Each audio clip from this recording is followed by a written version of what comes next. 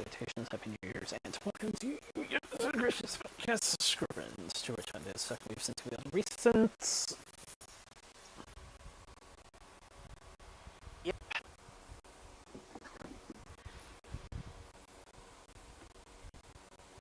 Yep, new year, new theme month, yeah, same hosts, uh,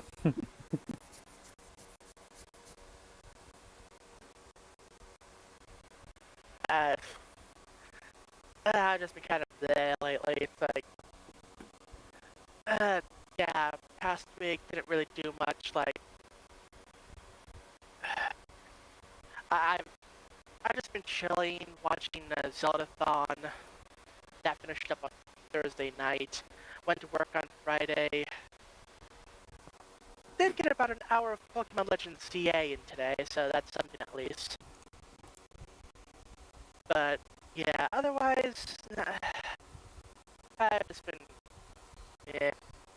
I'm gonna be doing like a 2-week break from my YouTube channel. I'll probably make that like an annual thing. It's like first two weeks of January is break time, since December is typically I don't really have much time to actually do any recording. So yeah.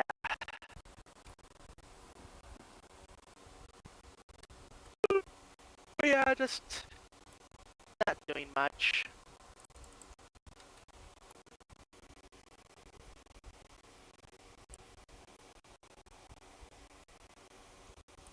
How was your week?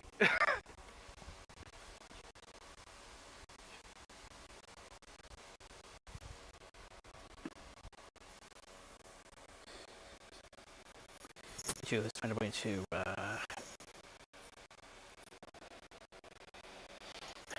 bring in the new year, whether it's watching a particular locally broadcast event or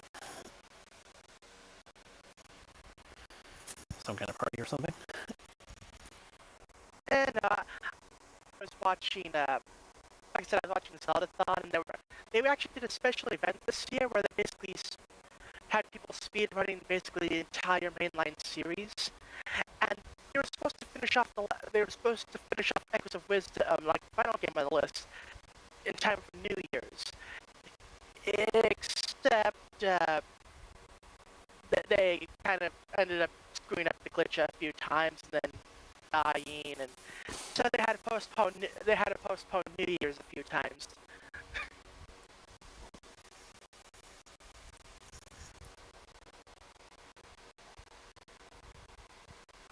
Other than that, it's nothing really.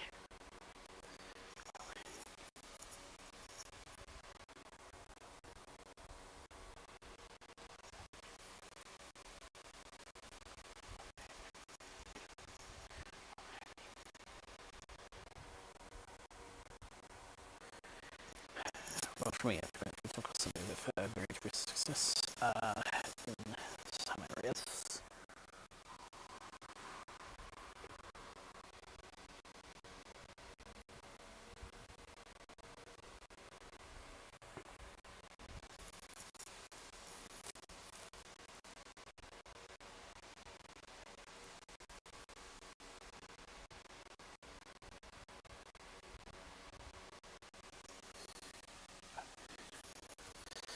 For this Cinder week, we'll talk Christmas, what's in that time frame.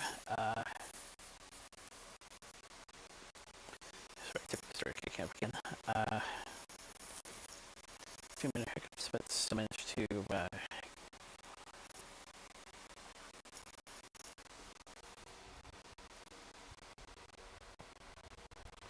submit to the list.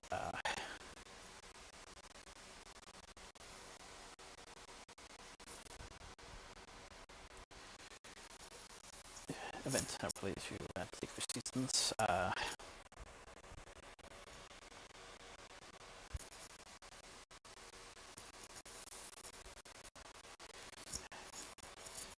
Another way, even though there were some processes I have to get to later.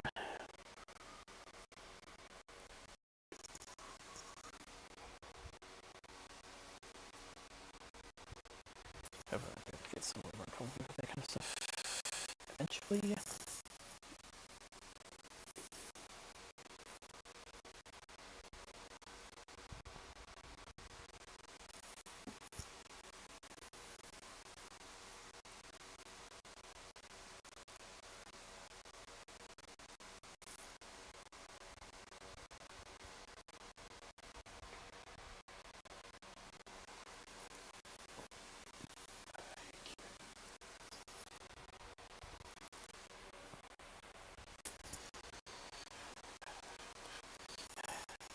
I guess the layouts were a little bit different, but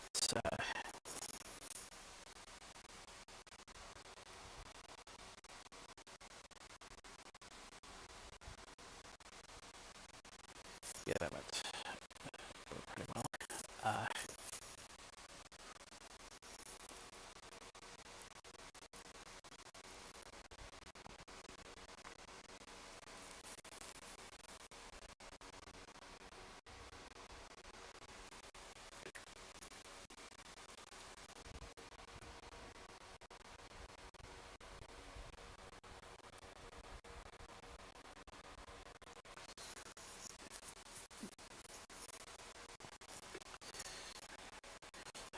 But the other develops can try this homemade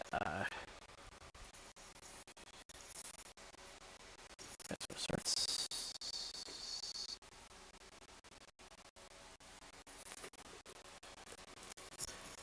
Just one topic was limited this time, but otherwise things went okay for those parts.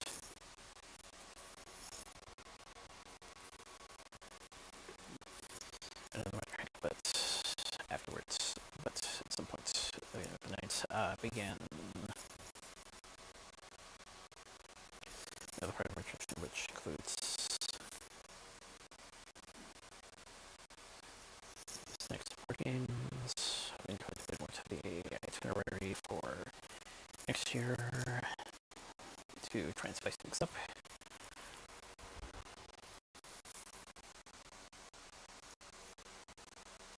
As there was really much that was worth taking it, to be perfectly honest.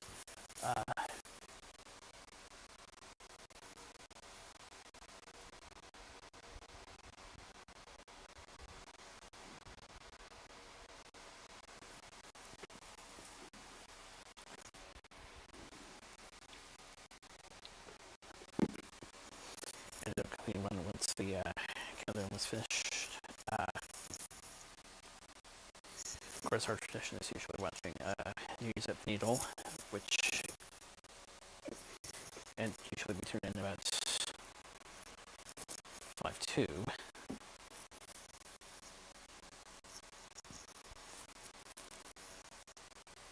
So I did my switch.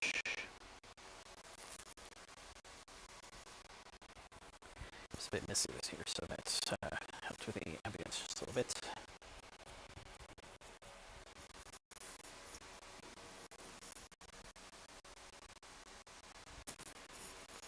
That would be too much in some cases.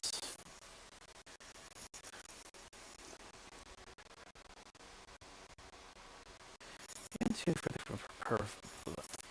further prove my point of a certain phenomenon that's been going on for quite a while now,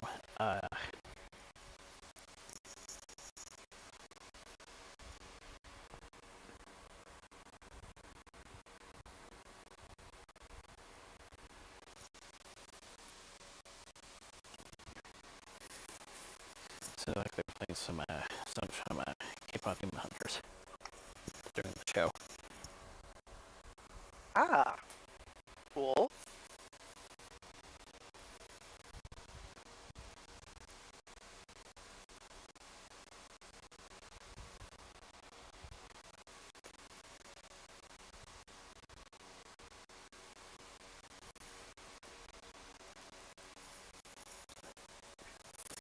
Few of those words I could recognize, so there's but otherwise.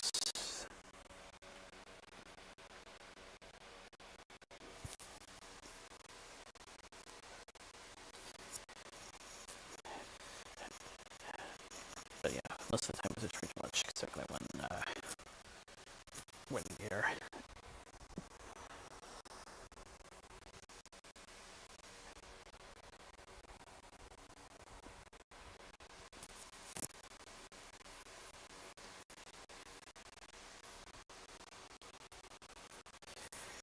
getting up to 72s in terms of our traditional decorating process, but still managed to get most of it done on day one, including the stuff outside.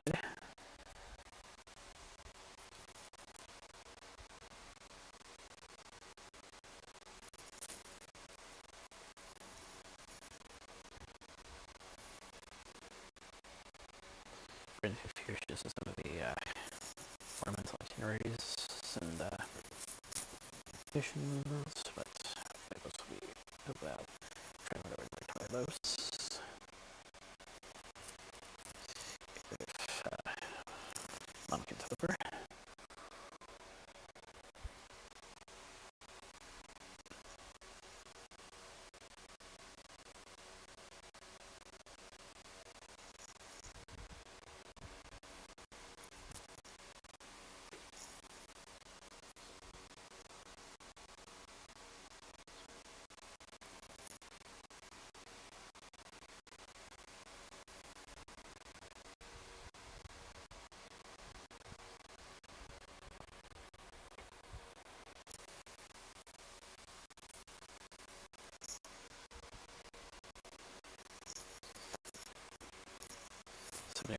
Right. Some new furniture arrangements were mapped out over the last few days as well.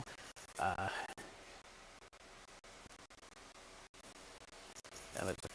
those are going to take some getting used to.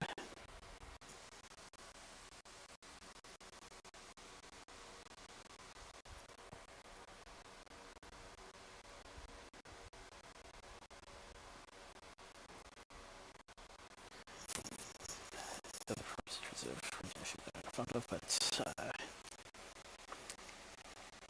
find a way to make this satisfactory for the time being.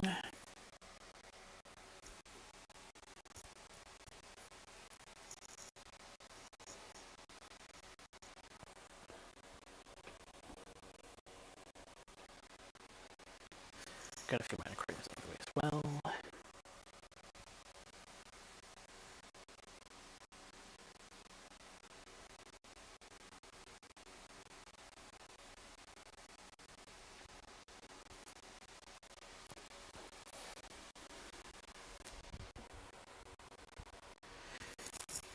And hopefully we finish the other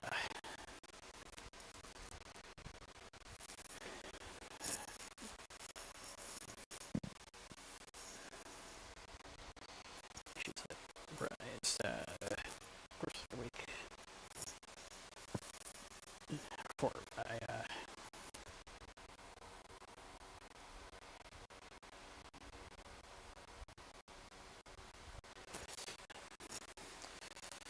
run through the problems with folks.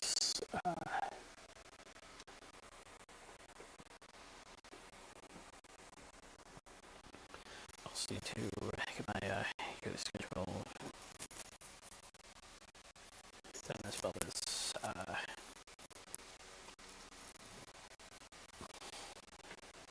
we're going to keep the Yoda Soda reserves for after the holidays.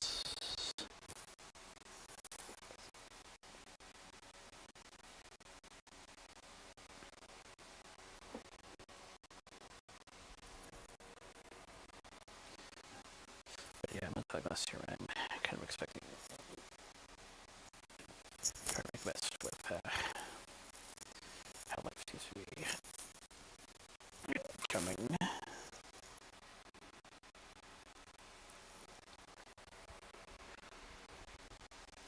Hopefully also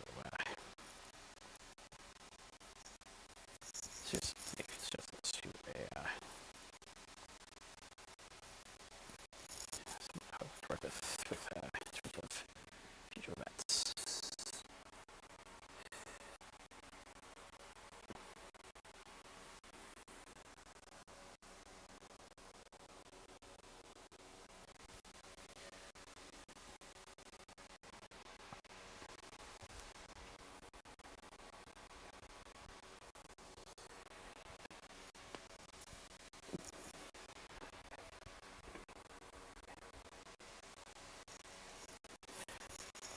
As mentioned before, it's January. You know what that means? Yep. I actually intend for the lineup to have a central theme. It's supposed to, well, Yeah. most of most of the Aprils I've tried. Most of the Aprils, well, except for the last few Aprils, most of them I've tried to. Most of them have been varieties. Most of them have been varieties in a sense. No, but nonetheless, central theme. Nonetheless, central theme again, and this time it's Sherlock Holmes month. Yep. And to kick things off, we have 4 episodes of Sherlock Holmes in the 22nd century. Yeah, episodes 1, 2, 3, and what was that? 8. Yes, 8. I thought I mentioned the numbering of the. Oh, so it actually is episode 4? I believe there are official lists that kind of help a bit.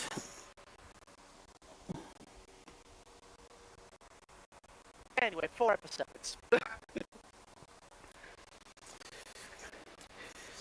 The opening story, actually, precise. Well, technically, the last one could be seen separately.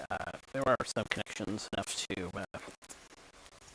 connect it to the first 3, as well as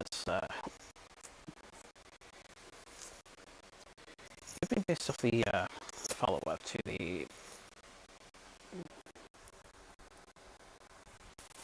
infamous Ragamuffin incident. Yeah.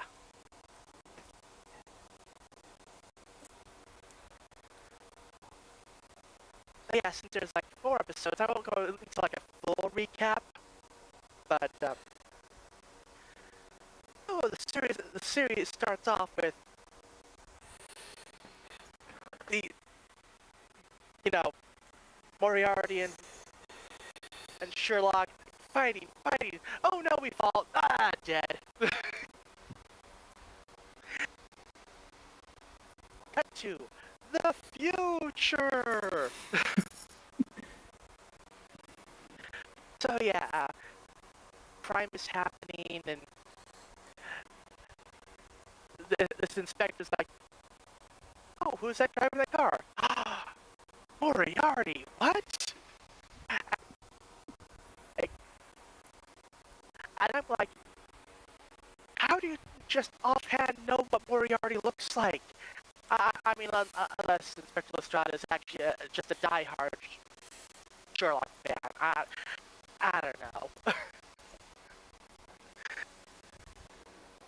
It's like, I'm just saying, recognizing a multiple centuries old criminal or just on an offhand glance through a car window, it's like, okay.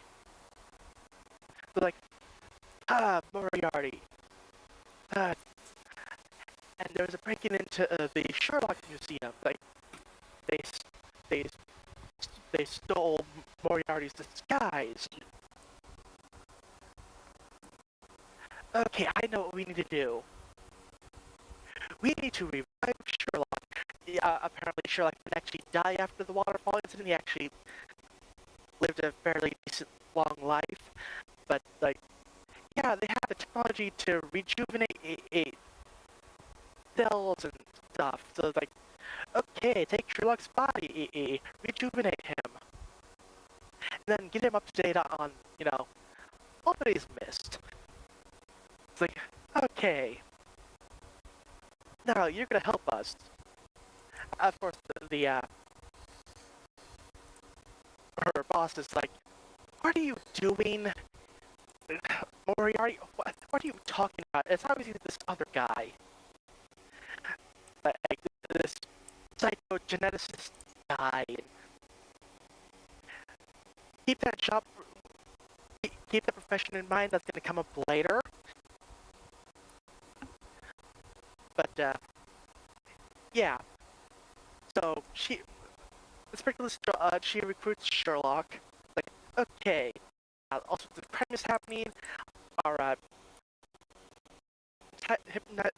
hypnotism tech to uncriminalize people is like it's not working properly,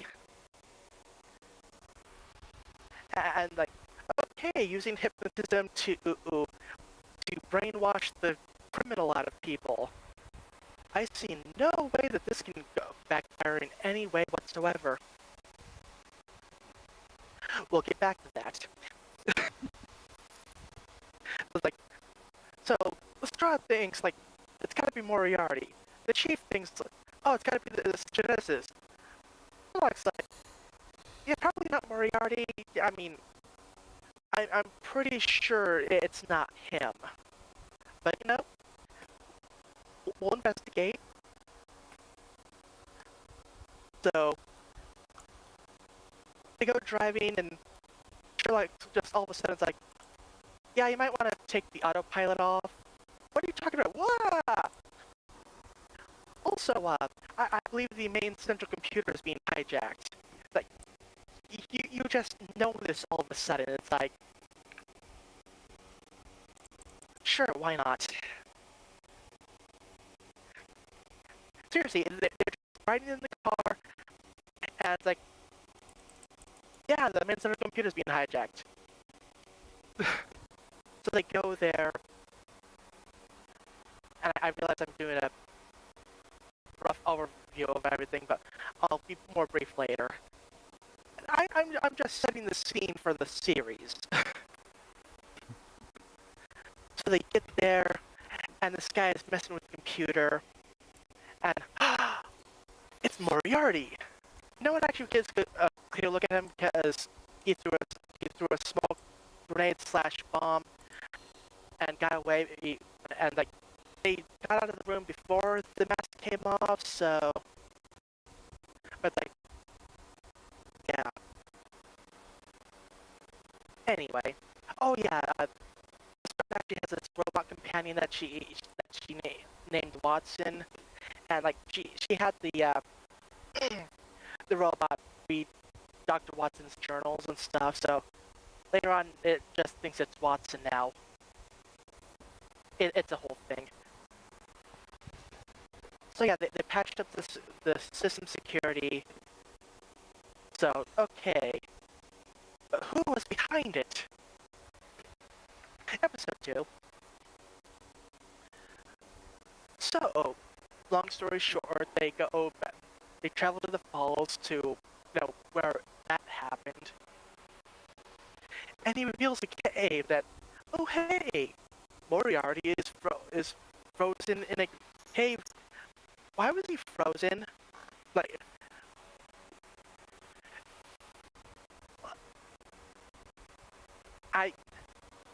and now that I think about it, my mind just immediately went to that meme video with the Scooby-Doo clip with the caveman in the ice. And, oh, I'm glad he's in there and we're out here. But yeah, Sherlock notices a hole in the ice, and then the cave collapses. And at this point, I immediately figured out that, yeah, it's a clone. They never actually well, maybe they do mention it, but yeah, if there's a criminal geneticist guy, and there's a drill hole into the ice to Moriarty, and there's a suspiciously Moriarty-looking criminal out there, and they have the tech to rejuvenate cells and DNA and stuff. This does actually be confirmed like an episode later. But yeah, no time for that. There's a crime wave going on. People had no business being criminals or being criminals. And long story short, remember what I mentioned, the whole hypnotizing the crime out of people? How that could easily backfire, such as hypnotizing crime into people. They're hypnotizing crime into people.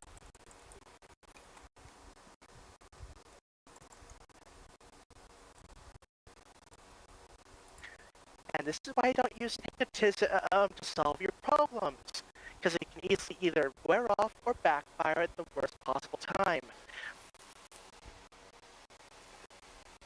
The point is there's very specific crimes happening targeted at various things, and yeah, they I guess they take care of the whole crime machine thing, but whatever. Episode 3. Wolves in space!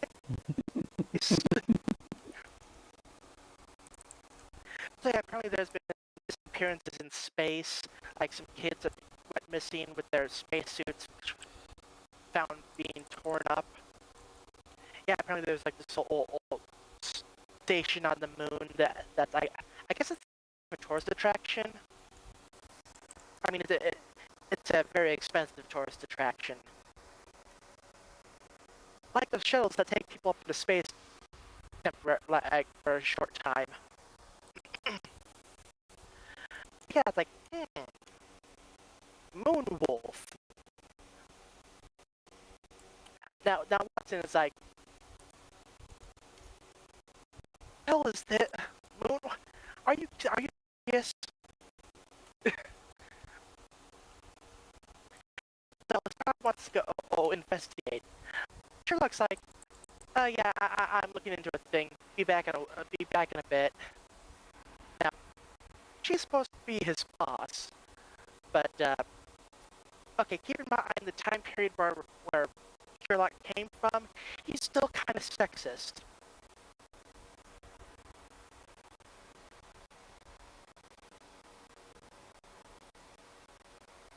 And to be fair, that would be a legitimate character flaw for given like the general time period that he originally came from. So, I mean, it's in character. So, oh yeah, they go to the moon. Yeah, and apparently there's this like space wolf attacking the station, and kids are afraid. And one of them has like one of the laser weapons. Like, no, don't shoot that! We'll break the seal of the station, and we'll all die. Meanwhile, Sherlock's doing his whole Sherlock thing, investigating and stuff. And he does the whole tape on the fingerprint to the reader thing, which is an actual thing. Miss Buster's proved it. But okay. So Starr and Watson go to confront the wolf, and Sherlock just strolls up. It's like, okay, robot guys, go back inside. Take care of things. And they're like, look out! It's a space wolf. And Sherlock just like, walks right through it. It's a hologram.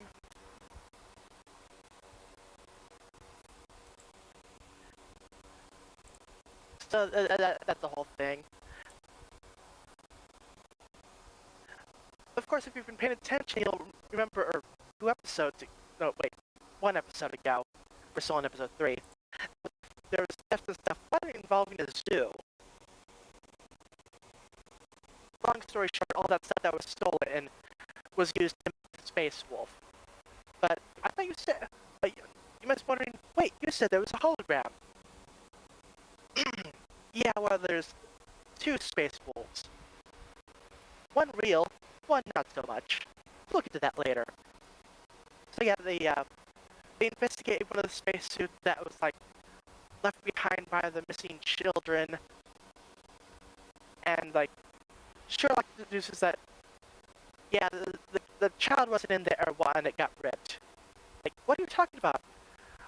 Well, if it got ripped, there would have been, in space or on the moon. Yeah, it would have gone. The glass would have gone outside, and yeah, the child would have been through the hole.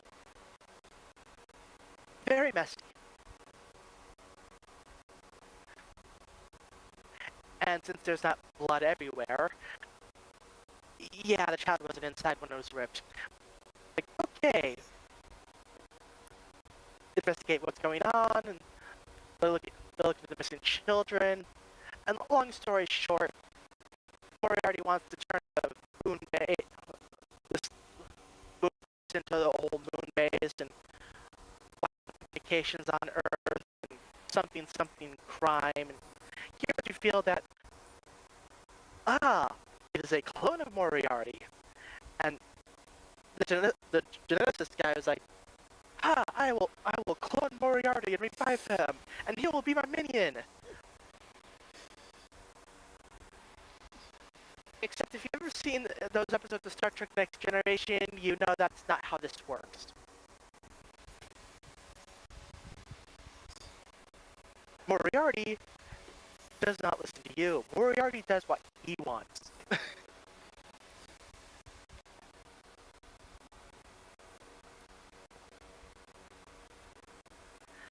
Yeah, there's the whole self-destruct sequence that they managed to neutralize, and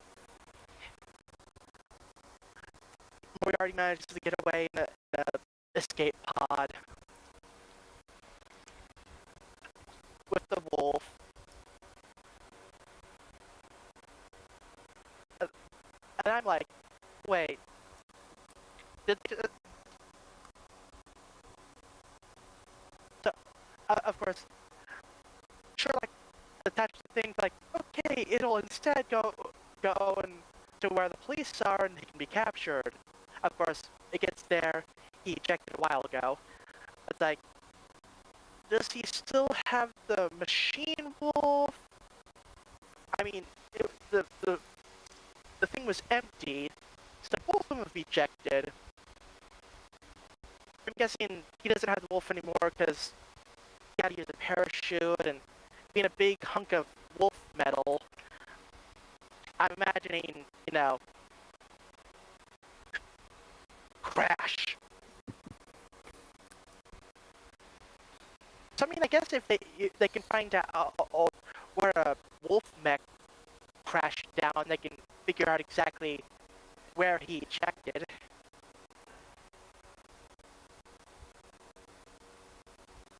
I just had an alternate thought with the whole missing kids thing and a animatronic animal. It's like, oh dear, this better not turn into another. This better not turn into future FNAF.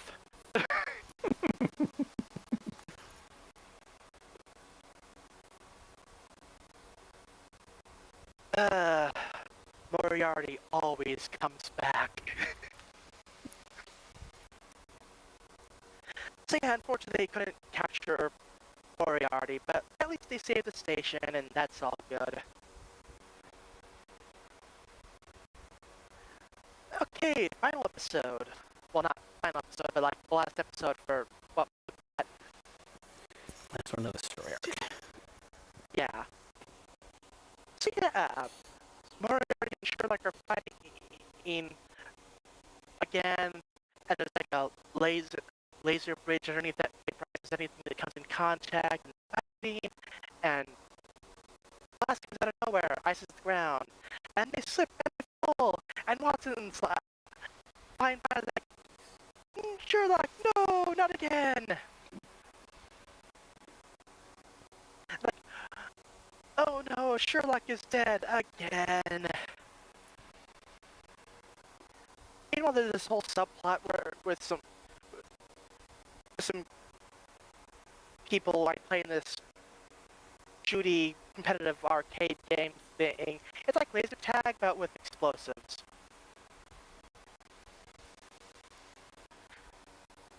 And yeah, some of the people are angry at this one other kid, but this other player and stuff happens, and yeah, apparently that player that left early, he got frozen, but not like dead frozen, just like, oh yeah, he was frozen solid, but yeah, give it a good 72 hours to thaw out and he'll be fine. Like, that's not how that works.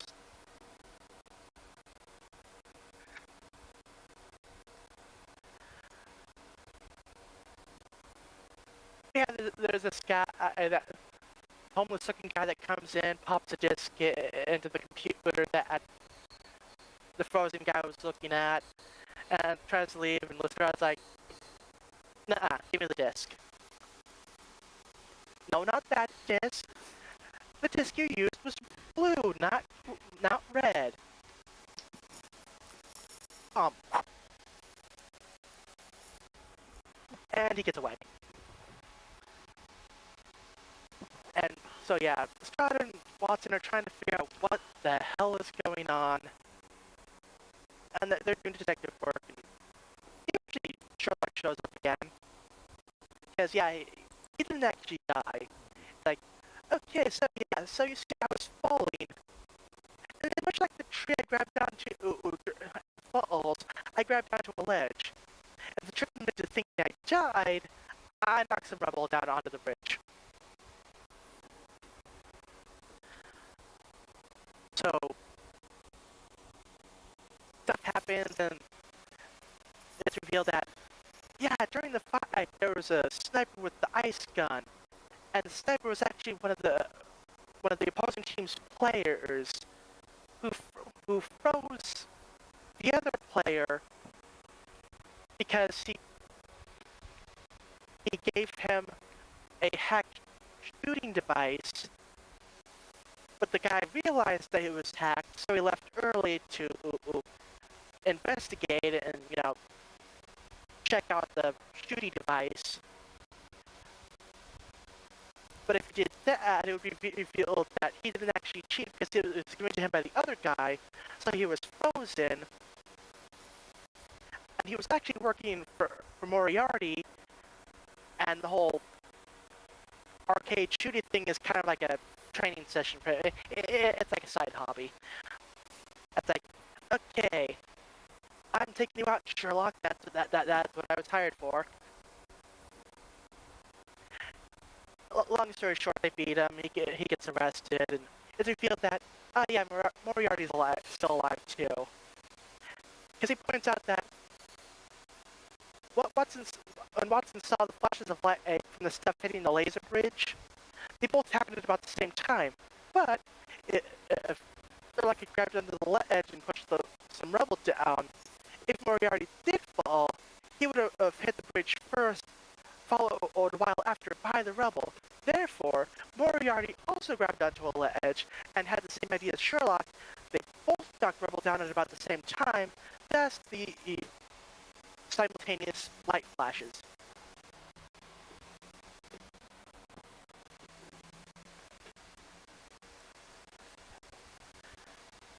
I have to say, it's like, okay, actually some decent decent reasoning there. I mean, this is Sherlock we're talking about.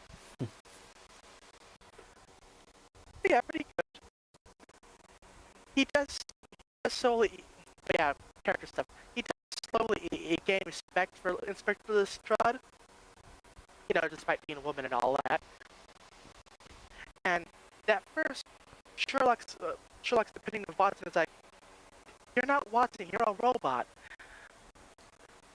But then Watson takes a shot for Sherlock, and it's like, "Watson, no!" So it's like, okay, you're Watson now.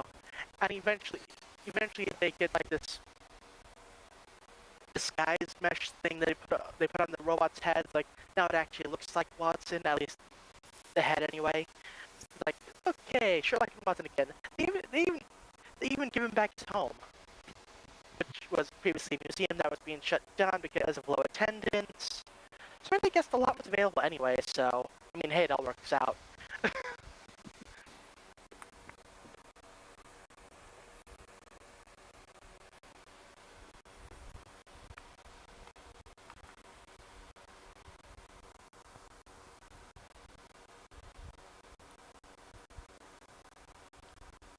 Yeah, it's like, yeah, I called it, like I said, I called the clone thing an episode before it was revealed. It's like, yeah, if there's a body there and a hole and a geneticist and all that stuff, like, yeah, clone.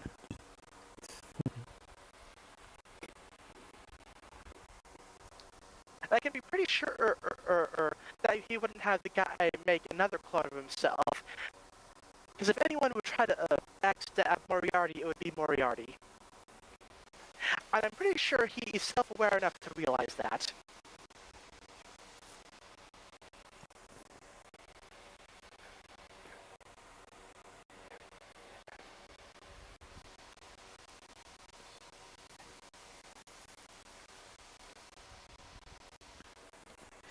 But yeah, oh, go ahead.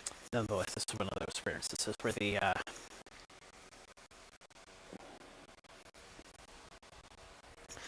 slave journal master thing was surprisingly accepted by the Genesis in this case. Something tells me there was a bit of a shared deal type of thing that happened at some point. Yeah.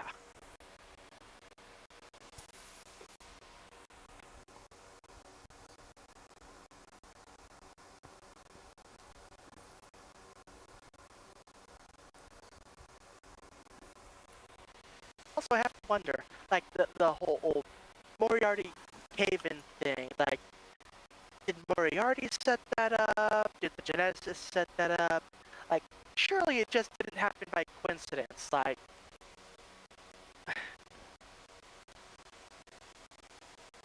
Like, that had to have been planned.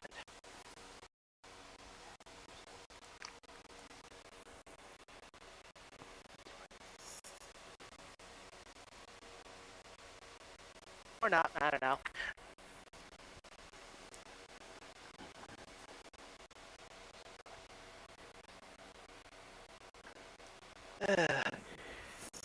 Years pass, and if I've seen enough of these situations correctly, when supports get in short supply, that's when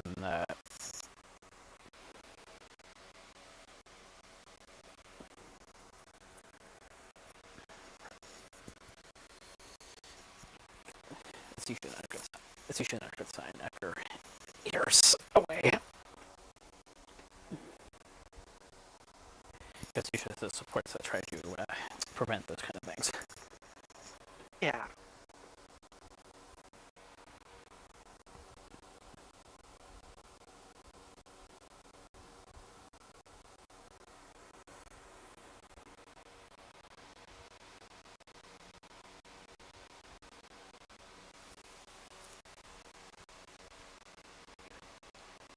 They also have to wonder, like, who even approved the whole disintegration grid thing? It's like, that seems like a potential safety hazard.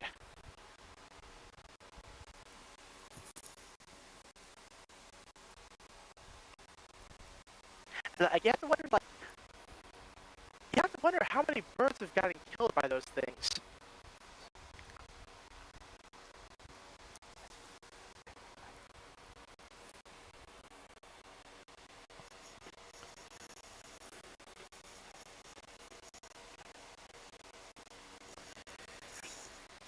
Notice how they didn't portray sea of waste wildlife quite that often. In fact, I dare say there might have been, and I mean, as well as possibility that they might have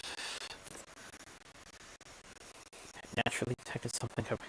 Might naturally detected something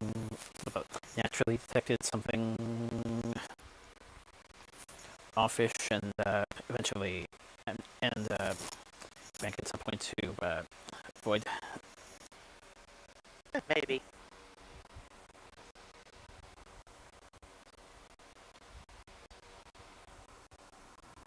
Yeah, another thing, like, second episode, they had to go into the underground, and they get noticed by some people like, oh, for the 100 credits, we can guide you through there. And you're like, just like, I'm gonna make you a bet.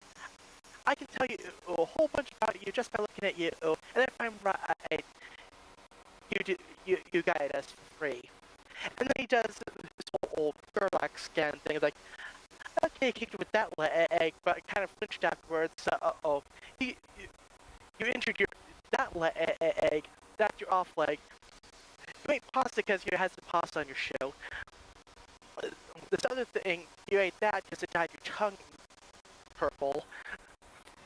And it's like, the Sherlock scan.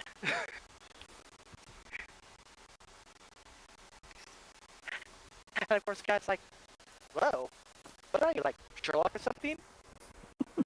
Yes, yes, I am.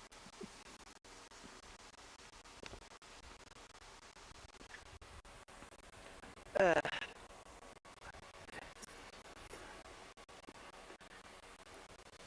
and in that episode, he did show a bit of a respectless drug.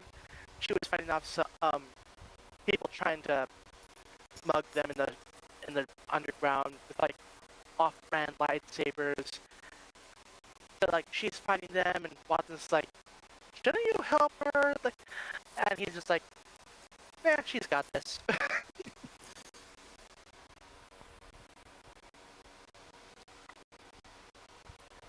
If nothing else, he can respect someone's fighting skills.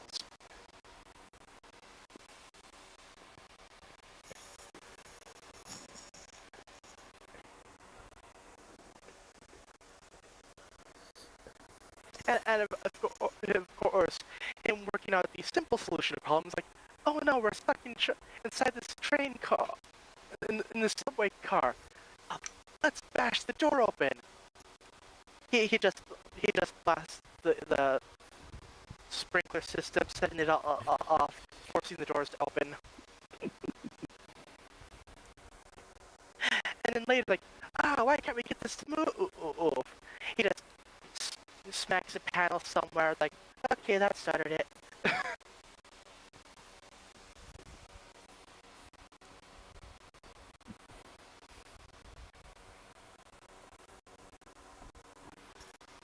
be fair, this was in the underground, so it's probably a lot lower tech than stuff normally is above ground, so that's probably the only reason why that even worked.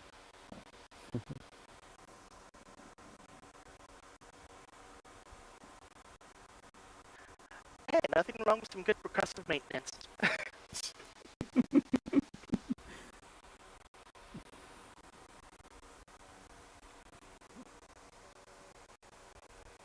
But yeah, interesting show. At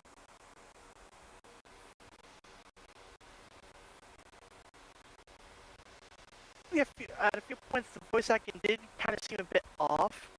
Then again, it is like early on in the series, so it probably takes a bit to really get into the characters, you know?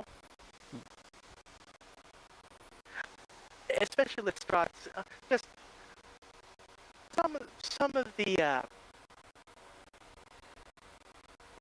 lines from Lestrade just seemed a bit off.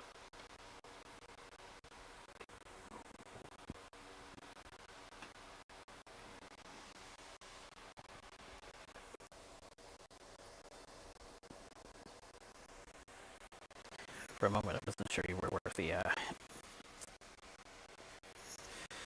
vocal effects in Watson's case.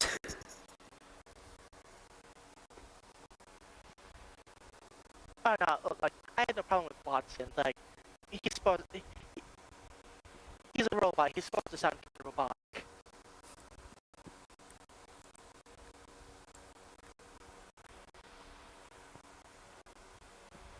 Okay. Let's see now. Speaking of voices, okay, Sherlock was Jason Gray Stanford.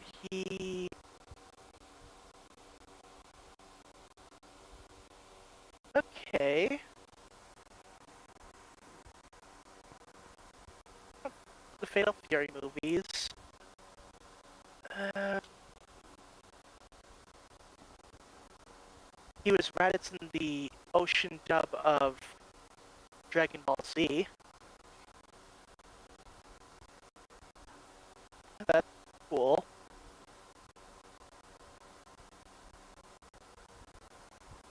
Do I recognize anything else?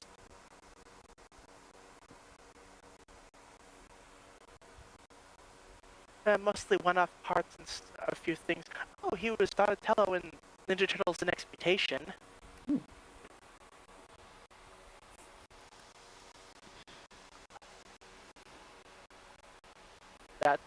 a thing. I'm pretty sure most people prefer not to remember that show, but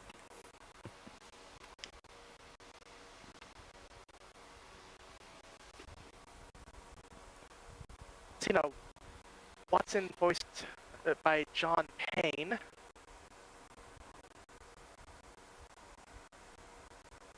So in Fatal Fury, okay, so they had that in common.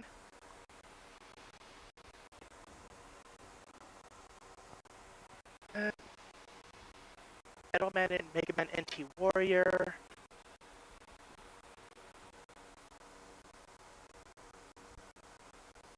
Yeah, not much going on there.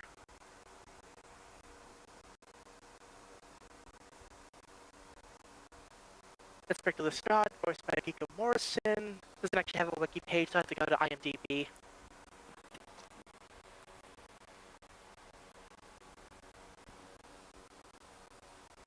Right.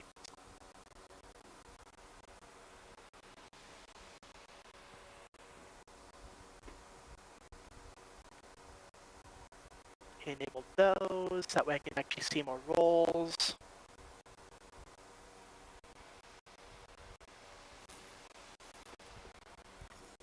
Okay, not much so far.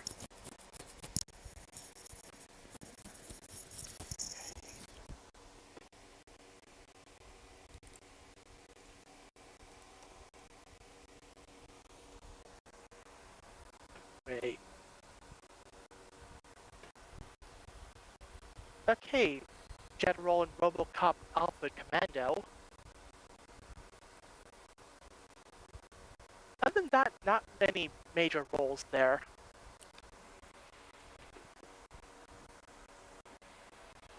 Ooh, Richard Newman is Moriarty.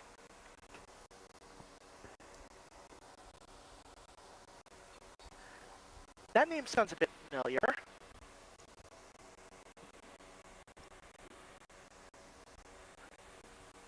He was Todesai in Inuyasha. Cool. Rhinox in Beast Wars.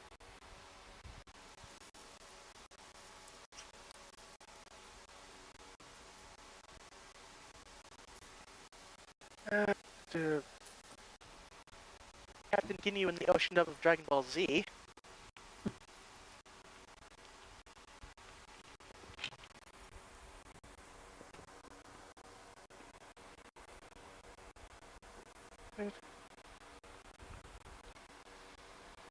He was, of course, Cranky Doodle Donkey in Friendship is Magic. Mm-hmm.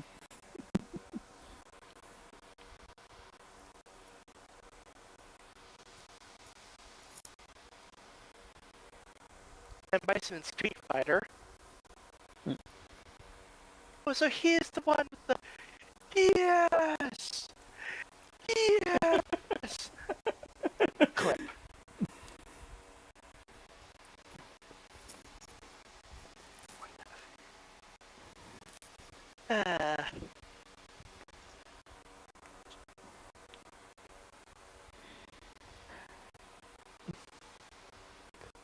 Okay. Oh! The geneticist, Martin Fenwick, he was voiced by Ian James Corlett.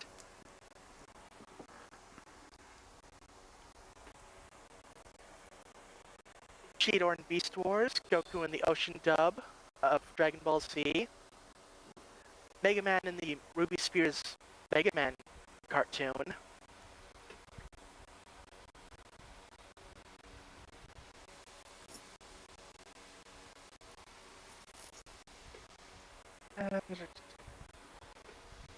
Oh, Moroku and Yashihime replacing the late Kirby Moro.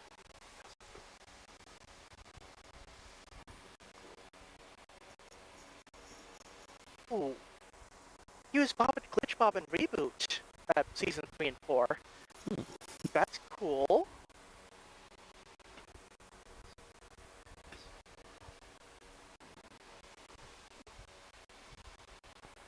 Like, he has done a lot. Silver Shill and Friendship is Magic.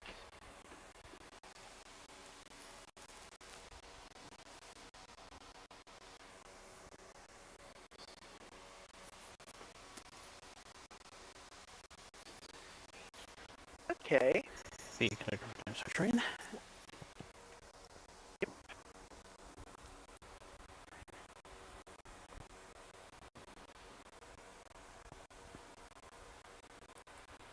And of course, Lestrade's boss, Chief Inspector Charles Grayson, voiced by William Samples, who also doesn't have a wiki page, so back over to IMDb.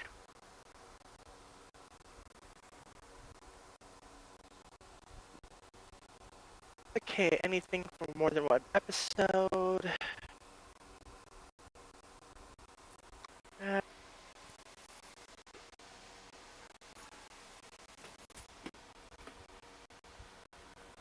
okay, that's Sherlock.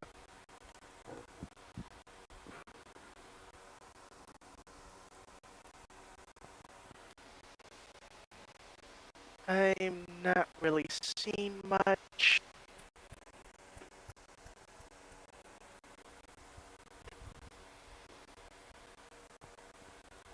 Yeah, nothing really to report there. Oh wait, Professor Flintheart in Friendship is Magic. I don't even remember who that is.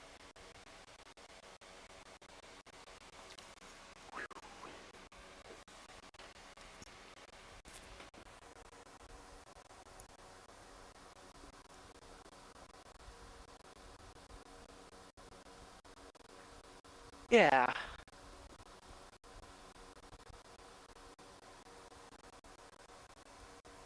And just out of curiosity, gonna search up the person who voiced the newscaster.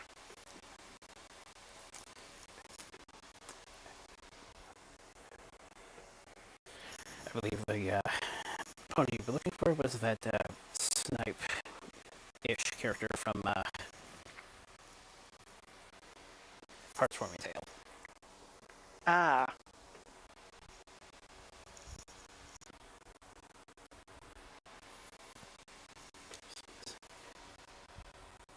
Okay. Okay, got nothing all that important for the newscasters, so I'll just skip that. But yeah, decent voice cast.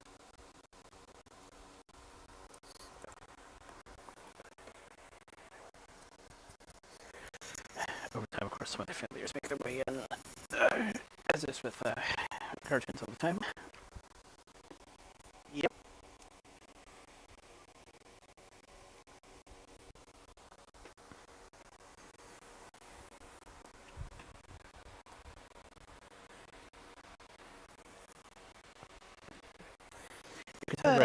You can tell right away though that if you did enough research, a lot of families and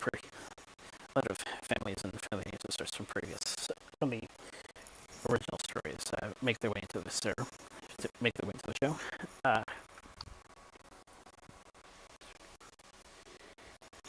Yep.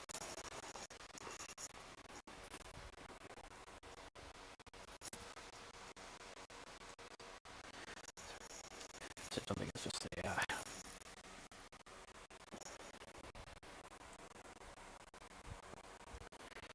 family ancestry going on.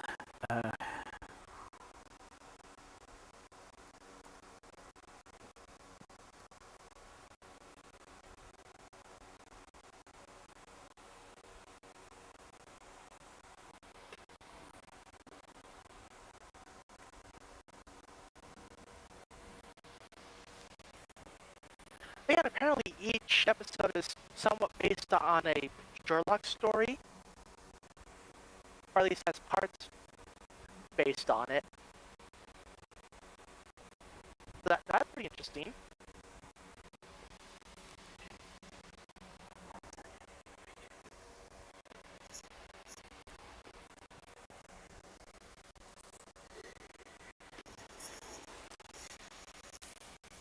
Yeah, if you do your research, you'll also be able to pick up on some things.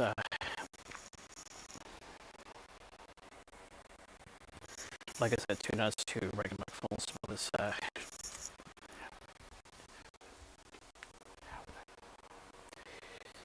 how that actually ended. Yep.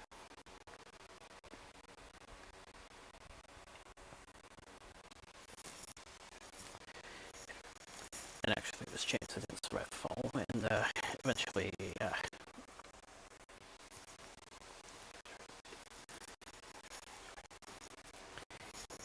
was directed to a small racing place, which eventually was first place you saw.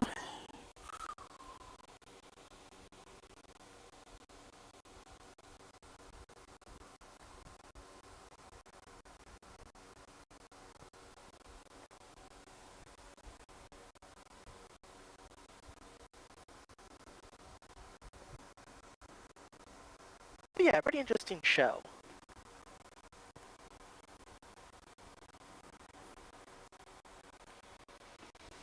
Which, I mean, hey, basic premise. What if we take this character and put them in the future?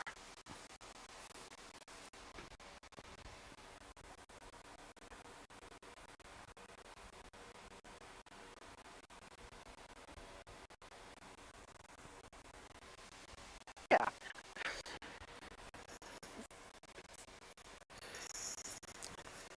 There's definitely been a lot that's been done with the concept, Marvel 2099 stuff.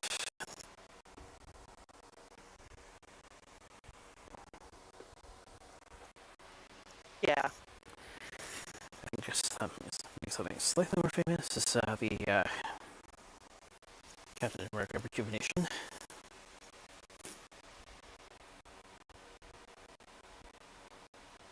Jason X. Was it was that the one with Jason in space?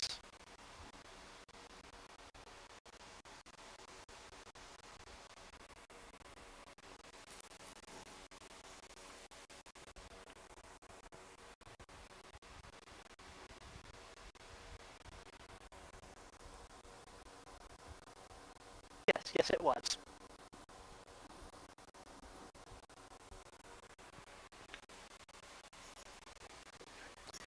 And of course, if you're a fan of the classics or doing enough research, Buck Rogers in the 25th century!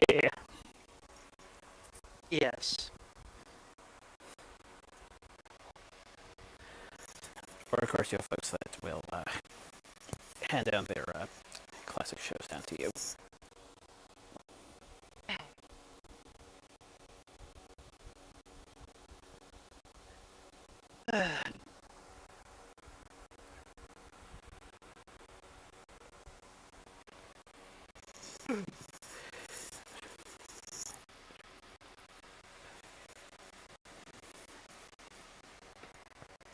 Yeah.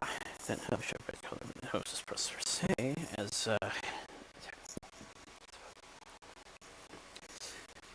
technical much of it's supposed to stick, but it's displayed at least the first few episodes. They were technological ways to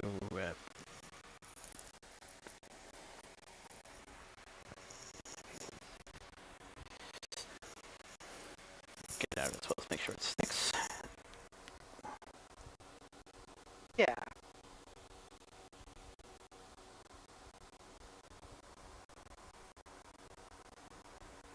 And of course, with any futuristic setting, there's flying cars.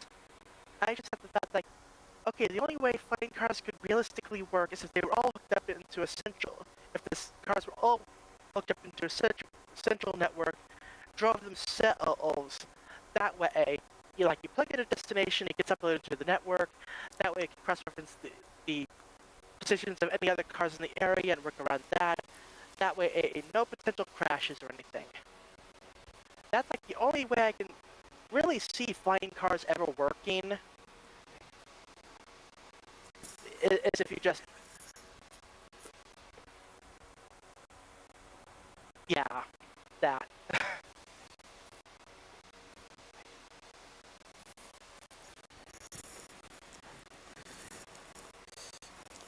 Series goes on, they do actually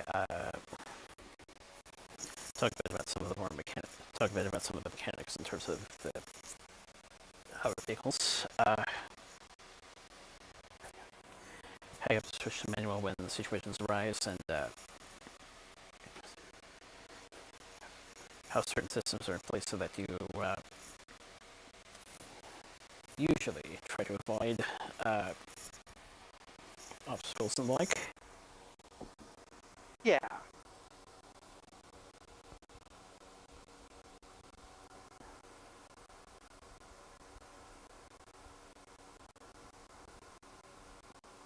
Yeah, because honestly, even these days, people don't know how to drive regular cars. I wouldn't trust people with flying cars.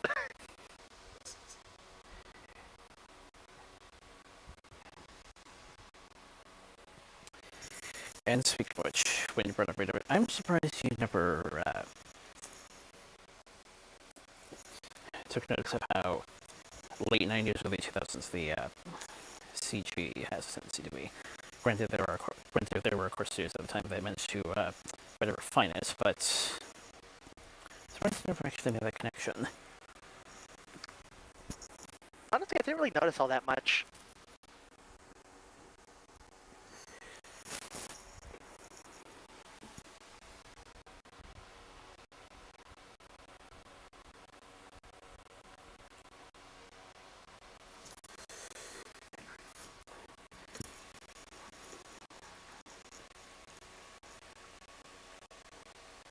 But to me, the animation seemed just fine.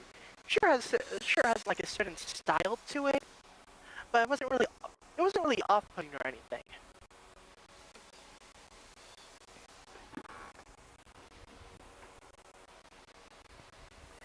I was also going to mention there was Mainframe where the bar was set a bit lower, but still, you can't help but notice that the style was definitely of the times. Yeah.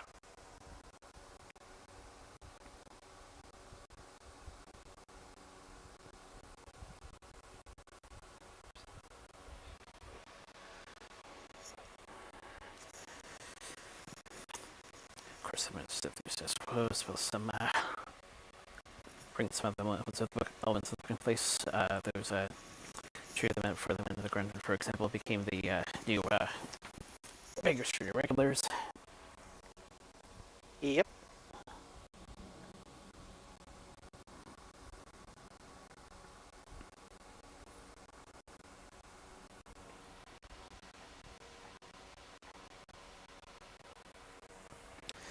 And with the way this has been once into the series, well, in the future specifically, they upgraded him from basic witness code, and actually allowed a lot of the tech he was equipped with to have some assisted moments. Yep.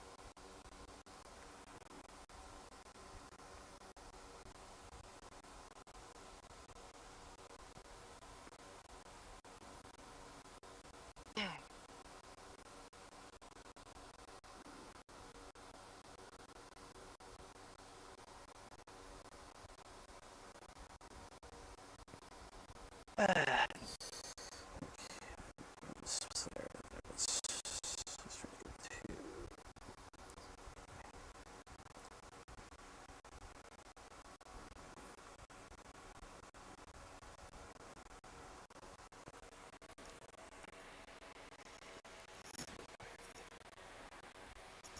Alrighty then.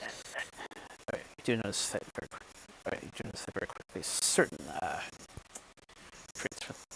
traits from the old days starts getting less and less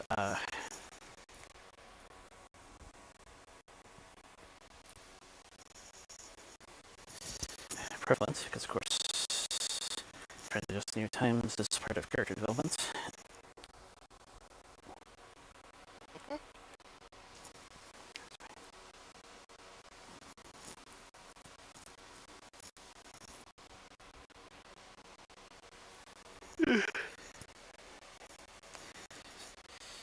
But yeah, even if it was prevalent in the first episode, I never really saw him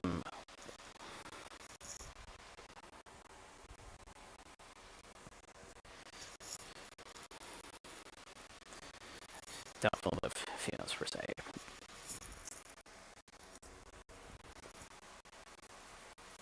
Right. Of course, there are exceptions. One of which will be discussed. One of which will be discussed later this month. But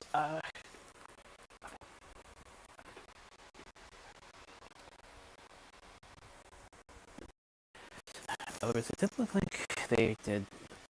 Otherwise, it looked like the show was being inclusive. Yeah.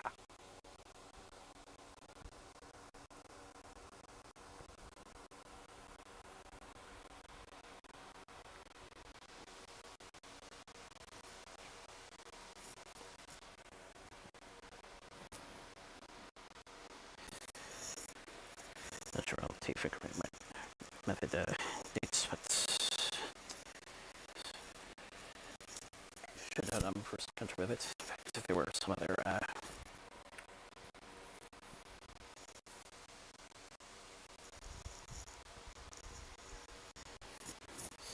interesting evidence gathering investigation techniques, they were also featured in a book I still have somewhere.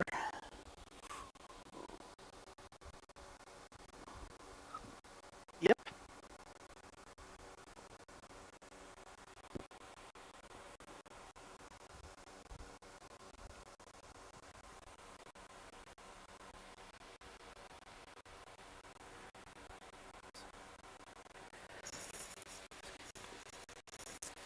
Bunch of real life references, of course, including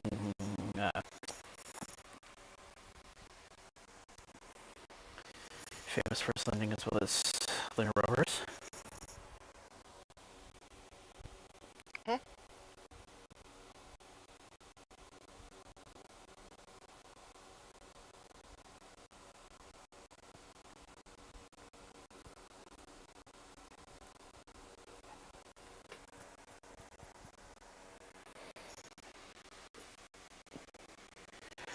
And with their claim, there's actually kind of a reason as to why they labeled it awful. Hmm? In reality, I probably expect they find a way to get around that particular faults and to a point where permits could be issued. But in this show, they later explained that clone organs apparently have a tendency to fail without warning. Yeah.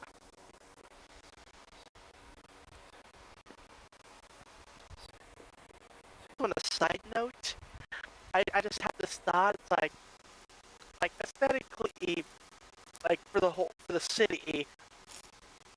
I just realized I was kind of getting Batman Beyond vibes.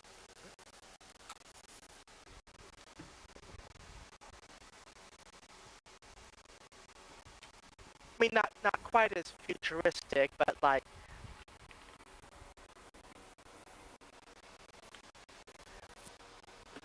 yeah,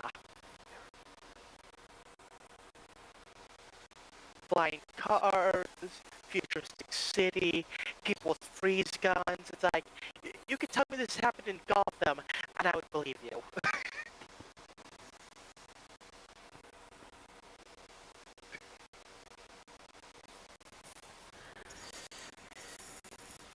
And the tone is definitely in that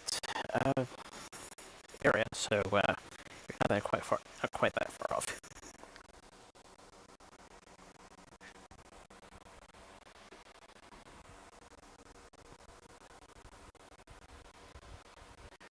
As I said before, they're familiar with landmarks maintained, of course, but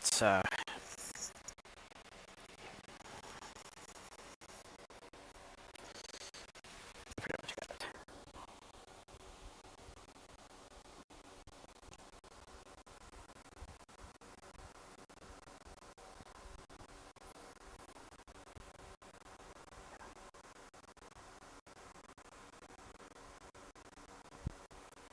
Alrighty then.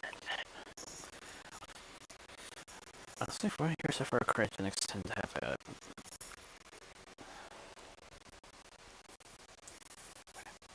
applicable in certain areas have a tendency to have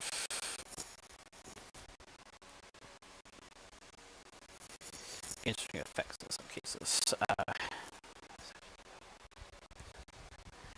such as the permanent movement thing and with the freeze, with Schwarzenegger's freeze, and as mentioned here, the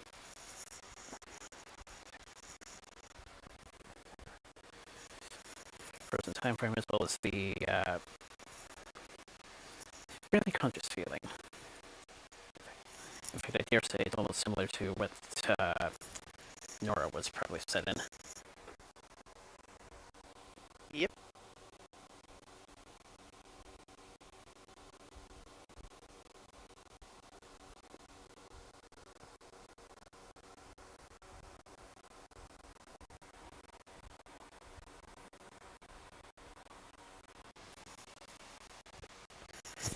Not quite about the sure it isn't supposed to make a connection, but there was the grab set did happen.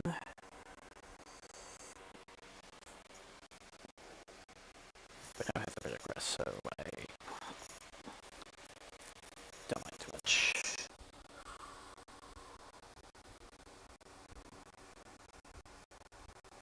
Yeah.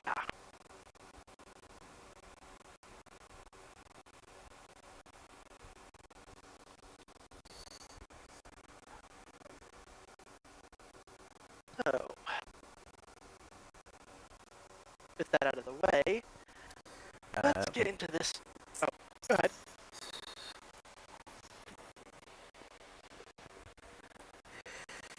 A few other things, actually. Interesting history on a personal note.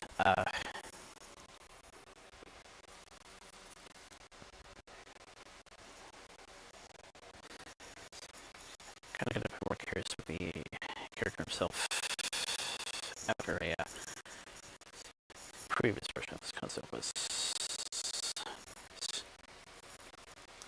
seen.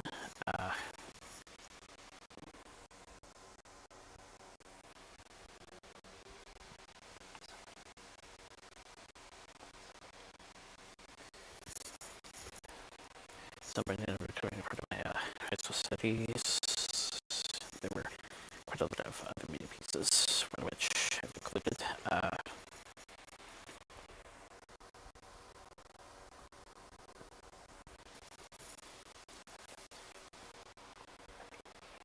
Okay. There were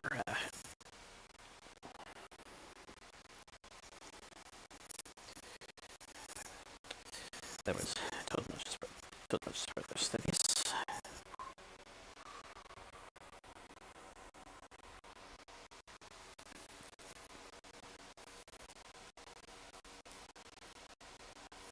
Well, times I feel I should have probably paid just a little bit of attention as they show probably when I first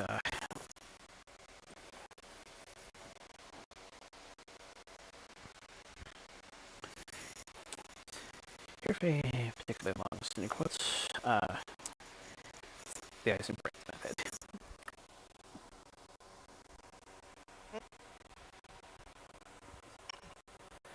Some fun research I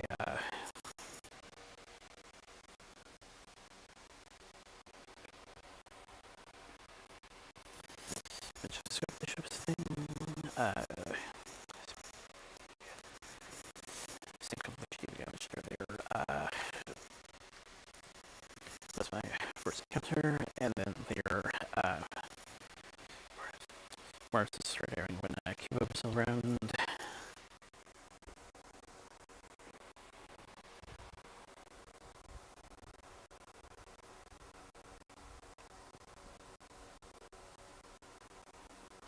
Yeah, I think I vaguely recall seeing this on TV when I was younger. Although I never actually sat around to actually watch it. I just knew that it was a show that was on.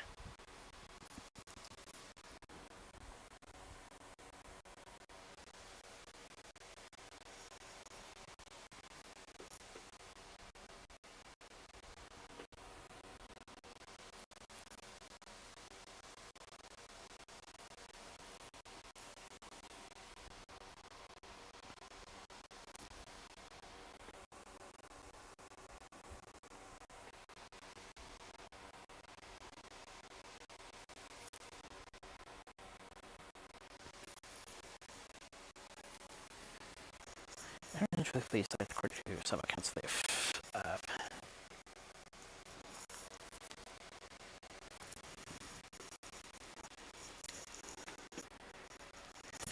see, this will be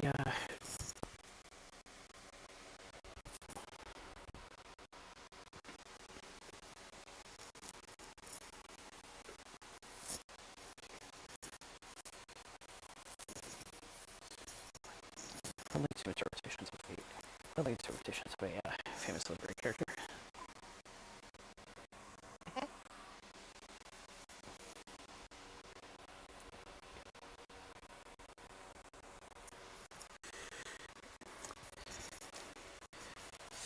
They seem to praise the characters have been the most spot on in terms of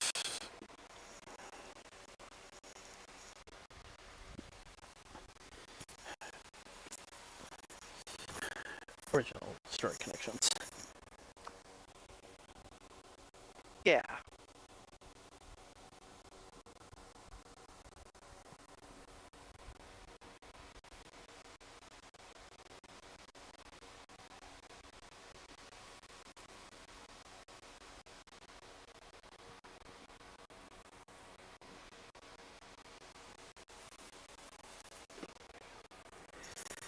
But from the start, I'm thinking I meant to see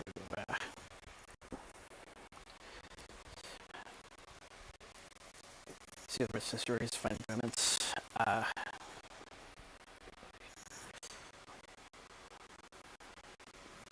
Except for two times at least for initial points, and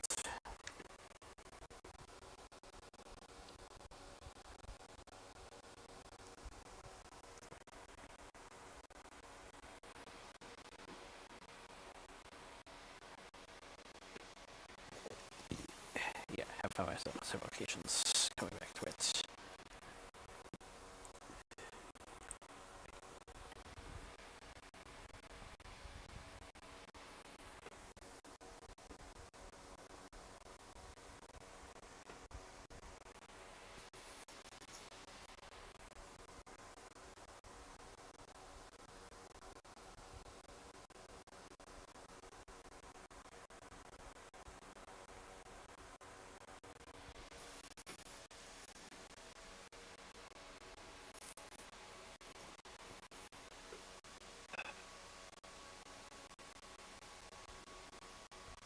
Right.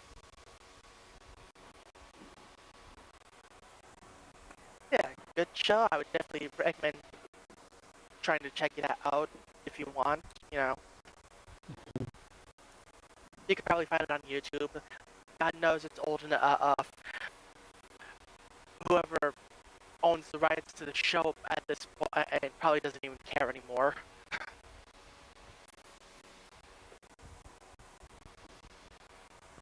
Either that or you could probably find it on archive.org. You can find out the whole shows there.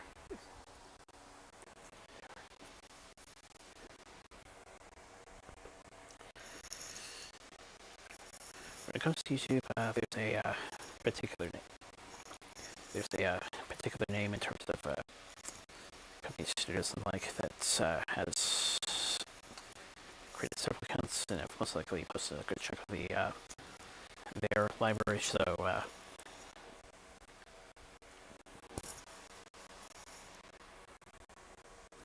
that's one of the avenues. Yeah. Of course, with YouTube, your mileage may vary on what's available or not.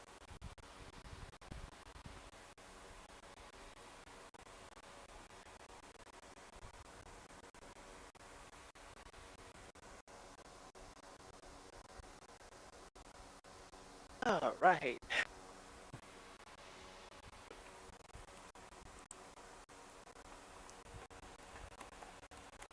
Now then. News-ish stuff.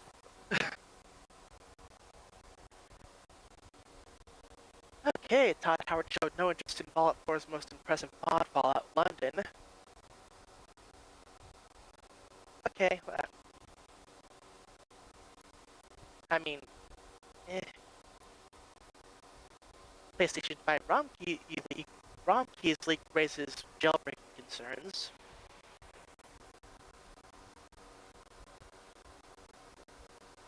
Okay, I guess. Although it's like, what does PlayStation 5 even have?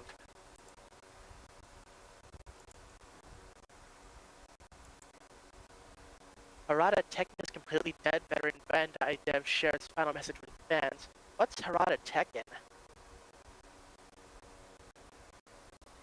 Okay, let me follow this link to go to another link. And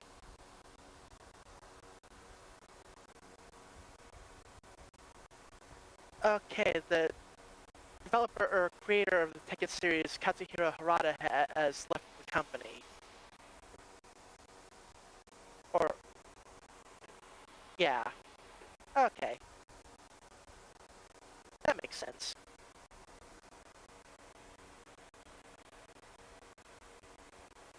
Quote, it's going into very good hands. CD Projekt is selling GOG to its co-founder, Michael Kaczynski.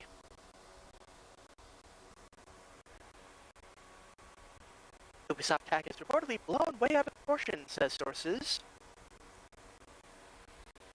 Of course they would say that.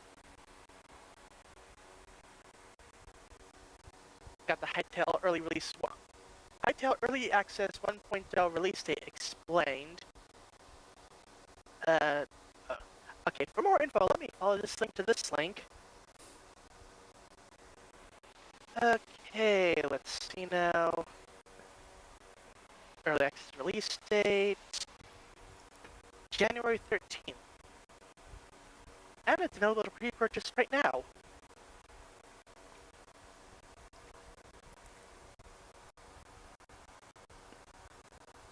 Okay, time for anime news. Although there wasn't really all that much this week, but Gals Can't Go Otaku anime premieres on April 2026. Hanokimi TV anime reveals same-day English dub debut and cast. Aniplex USA reveals Fate Strange Fake anime's English dub cast. Oedo Fire Slayer, The Legend of Phoenix anime's second video unveils Porno Graffiti opening song. Ah, yes, Porno Graffiti. They were behind one of my favorite OG Fullmetal Alchemist openings, which we never got over here on Adults. Was it Adult Swim? Probably because of the name of the band, Porno Graffiti.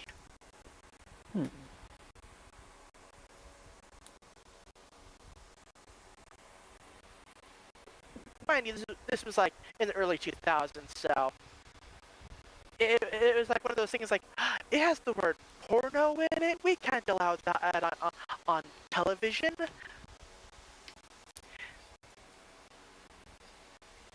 Anyway, Moon on a Rainy Night TV anime reveals visual and main cast. Something Tenchi something. Yeah. Chitose is in the Ramune Bottle anime airs episodes 11 through 13 in spring following delays. Kaguya-sama Love is War anime gets new finale film.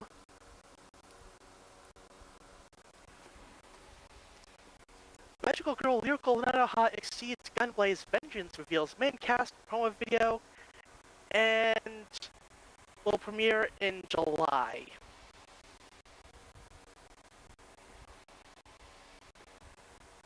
My Family series gets a sequel musical in September 2026, adapting the Doggy Bomb and Luxury Cruise Ship arcs.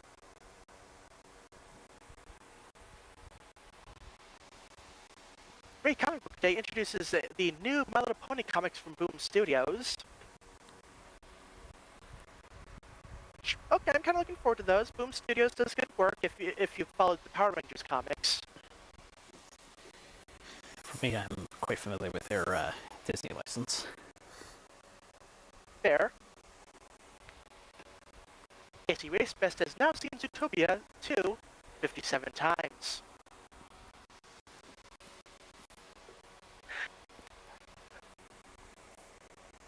Check back next week for potentially for an updated count.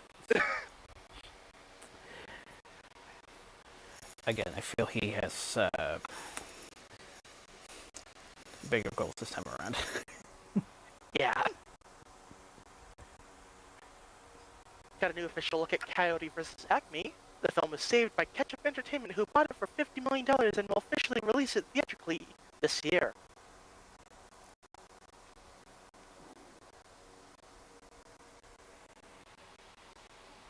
Teaser trailer for the Much special was released during New Year's Rockin' Eve on ABC.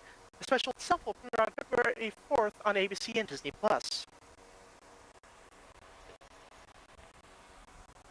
Jim Cummings reveals a new Winnie the Pooh feature film is in the works at Disney.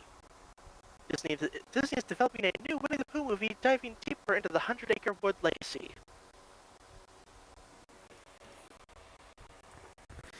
And just the same month that a different studio picked up the brand because of public domain, of course. I got to see that one, but it looks pretty good, according to some of the material that was released. Yep. But first look at Transformers Animated, Mirror Mirror, a 4-issue comic miniseries starting in March 2026, written by Kayan Carlisle and the original series head writer Marty Eisenberg. I don't even have to see an image, I just know it's like, oh hey, Mirror Universe miniseries for Transformers Animated. The mainline comics all had a similar thing, and it's basically just like, remember that Star Trek episode with the parallel universe where everyone's alignment is swapped? Basically that. I believe it was called Shattered Glass. Yes.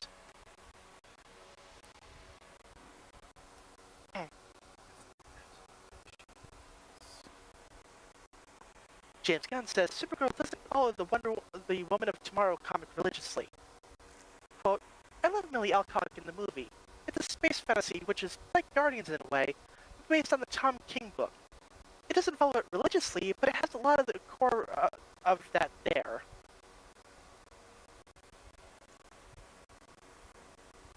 House of the Dragon will end with season 4, according to showrunner Ryan Condal.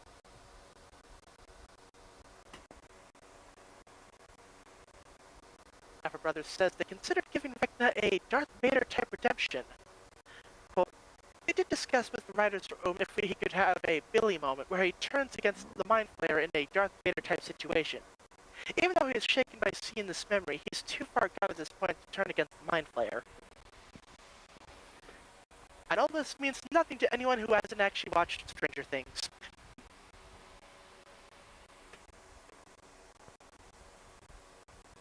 Oh boy, here's a big list.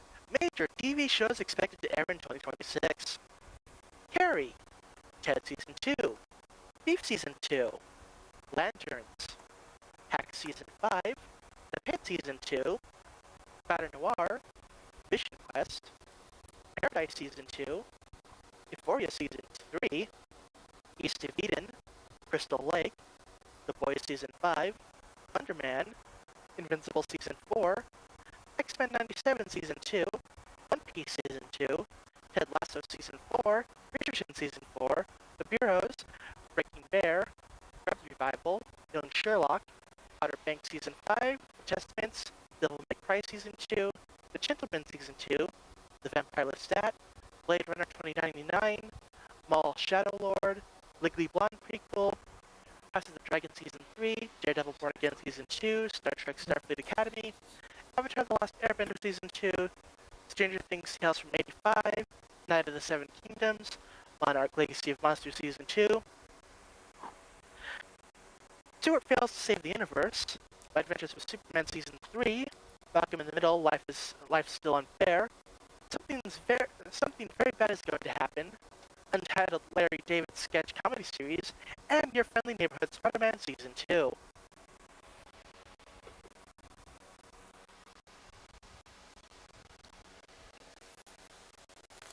Get a new poster from Marvel's Wonder Man series.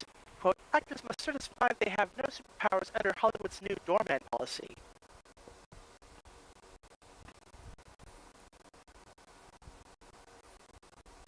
The Duffer Brothers which explains why there were no Demogorgons in the Stranger Things series finale. Well, mainly it's just that Magna was not expecting the sneak attack on his home turf. Never in a million years could he even imagine that. They're there somewhere.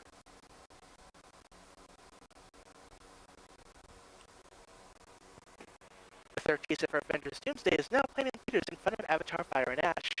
It includes the return of Cyclops, Professor X, and Magneto. Speaking of which, I meant to partially lead up with this. The lineup for this month will not include Robert Downey Jr., even though I'm still trying to find a way to see the second of those two films. And fortunately, we won't have to deal with Alan Moore butchering, if you know the twist to the film version of League of Extraordinary Gentlemen. Yeah. Also, I undercalculated the January to December runs, but thankfully I was able to get that last weekend in, not exactly the last minute, but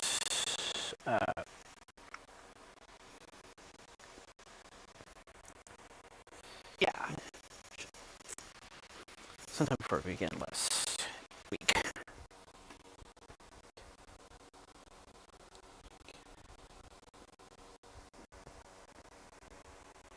The original version of Betty Boop has now entered public domain. Major video games for John Wick and Saw are in the works. More details will be announced soon. So rather than imagining a Saw game where you actually design the room traps. It's like one of those tycoon games, but for torture.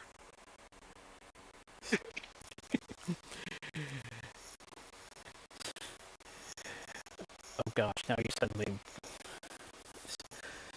made me think. Now you're imagining it too.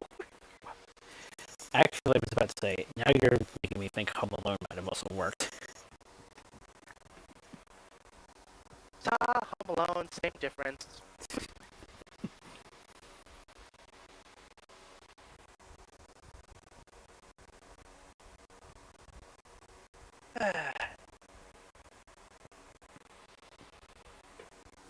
The original version of Disney's Pluto has now entered public domain.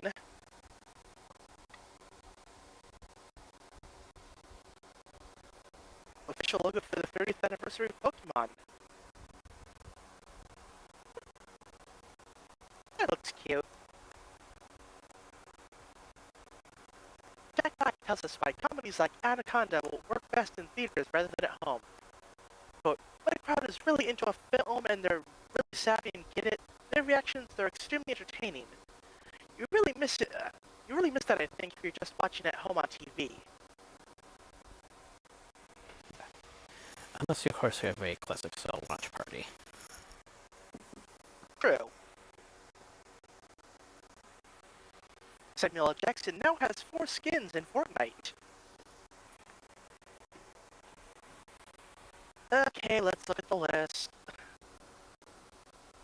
So, Marvel, Star Wars, Incredibles, and Pulp Fiction.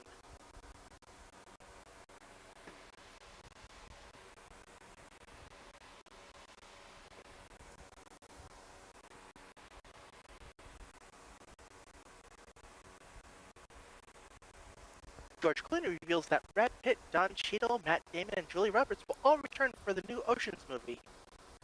The film will explore the difficulties of pulling off a heist when they're much older.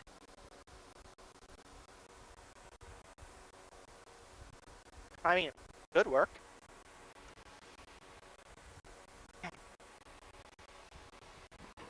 At least it's one of those things where they're acknowledging that, okay, we really should be too old for this.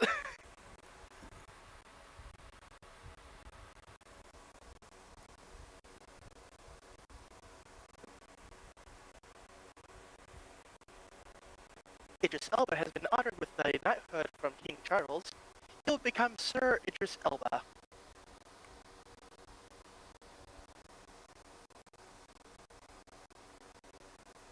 You can now play a cryptic ARG connected to the new film Return to Silent Hill. It includes clues, exclusive clips, and hidden Silent Hill lore.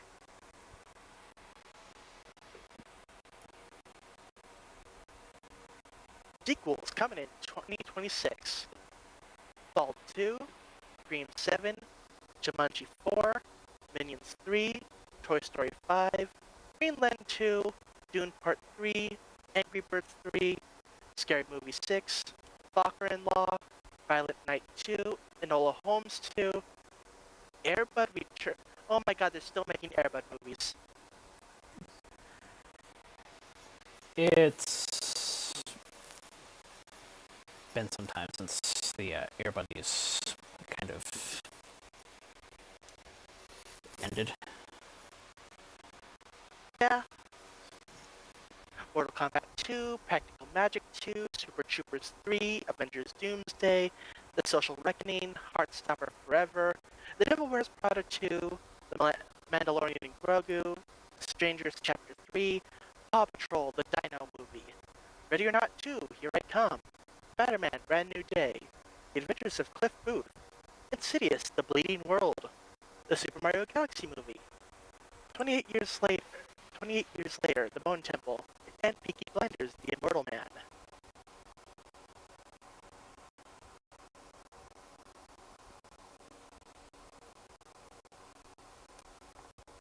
Tom Hiddleston says Avengers Doomsday will be monumental. But my contribution has been made. It's monumental. The core of the story is brilliant, and it surprised me greatly when I read it. It simply has never been done before.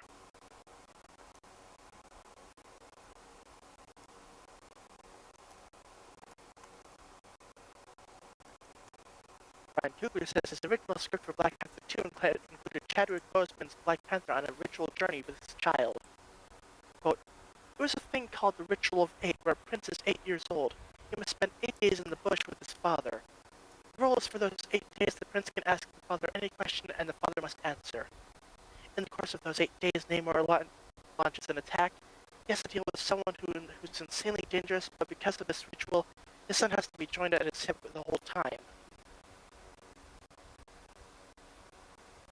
Huh, that actually sounds interesting.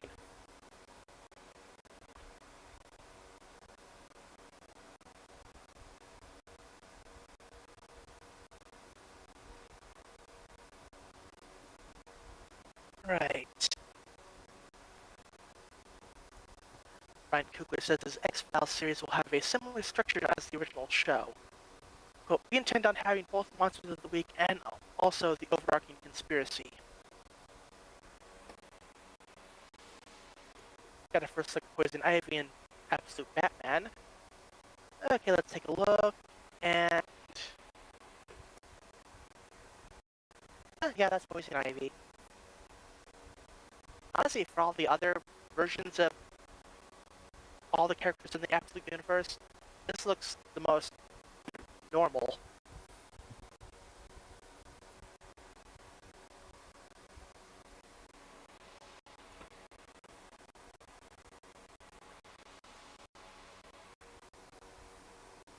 The Duffer Brothers says the Stranger Things spin-off show is a completely different story in a completely different location with completely different actors and characters.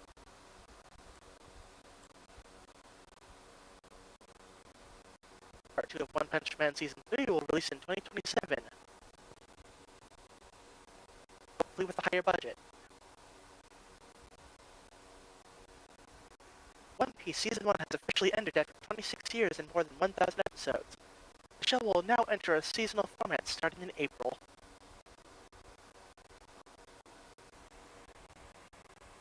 Oh yeah, it's not that bad, just watch the first season. The first season.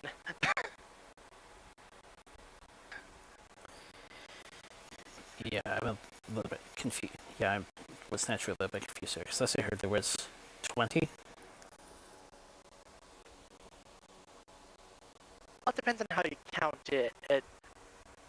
Because it was basically on continual weekly release, non-stop, you never got that seasonal break.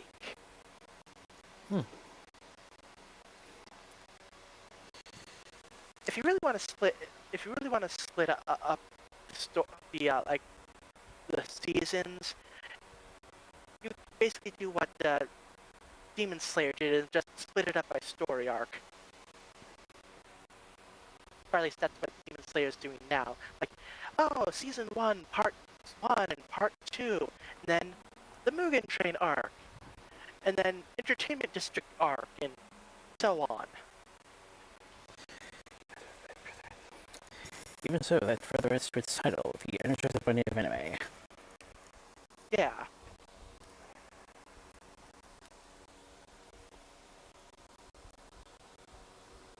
James Cameron is the first director to make four $1 billion films in a row.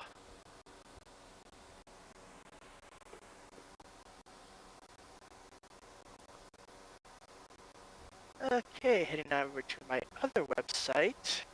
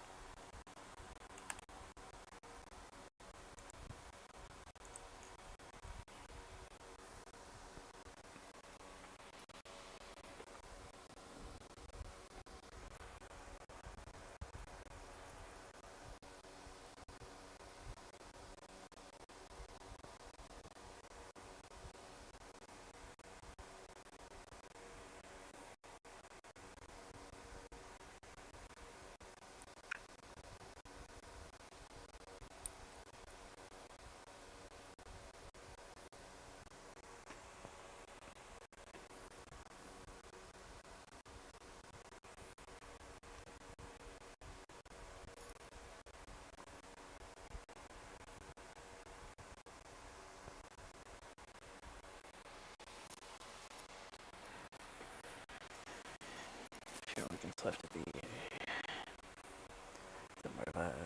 Marvel Club's annual houses.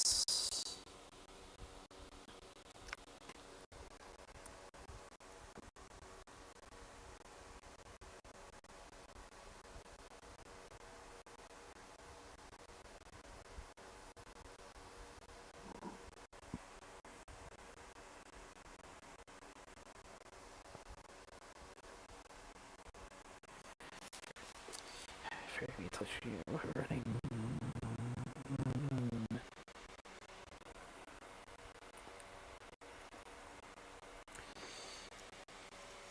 For 11.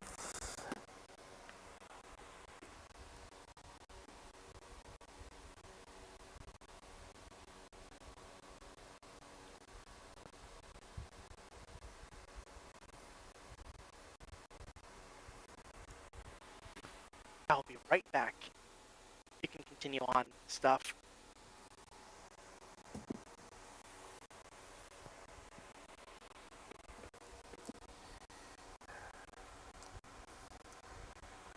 Sherlock Squareville on the 24th.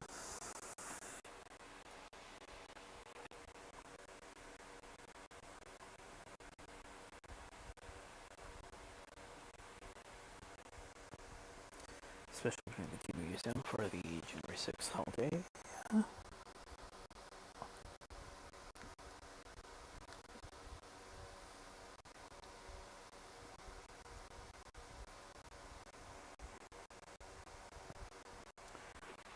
Scene test for 1364, which means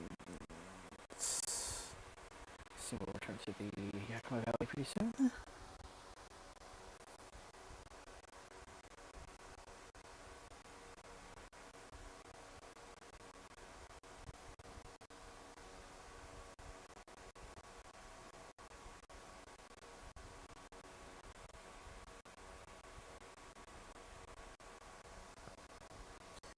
scheduled release for the return of Canada's Northlander.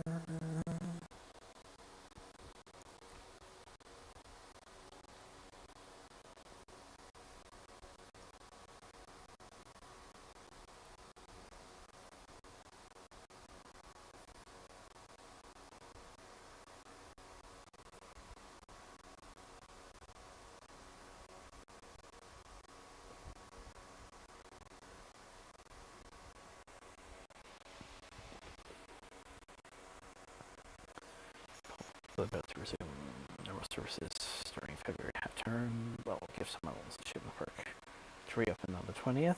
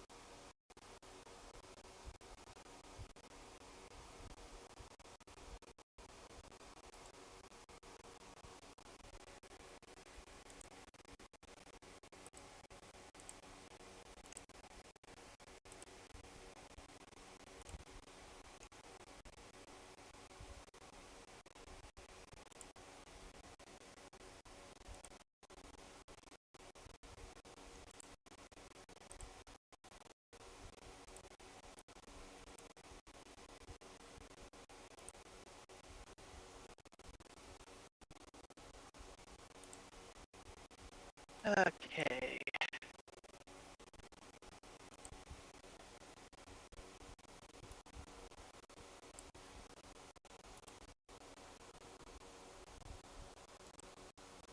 So yeah, let's see now some of the winners of this 25 Steam Awards.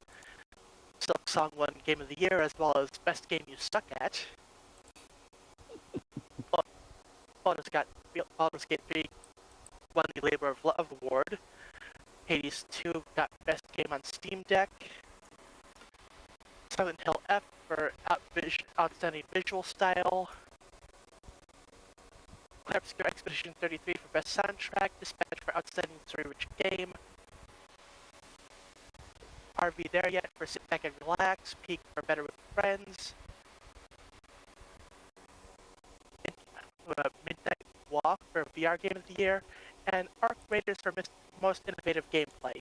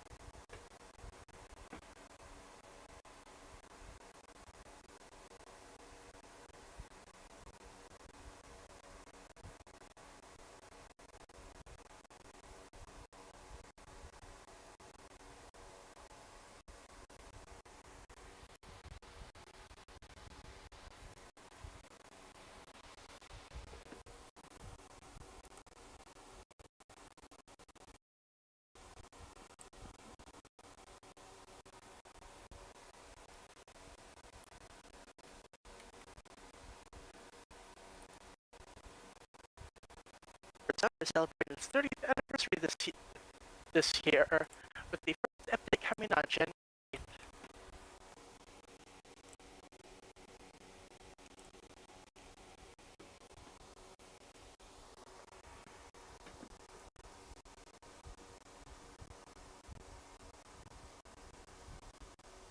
We could really use a Persona 2 remake,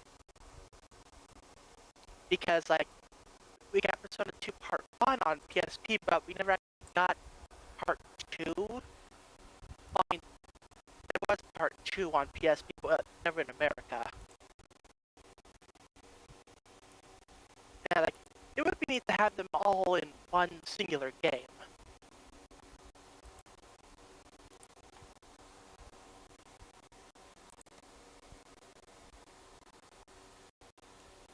Or you know, they could just make another dancing game.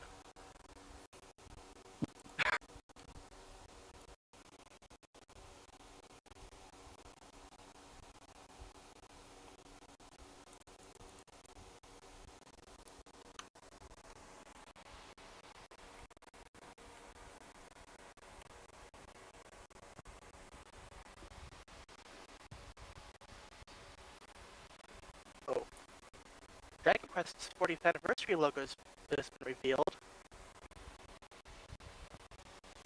Looks okay.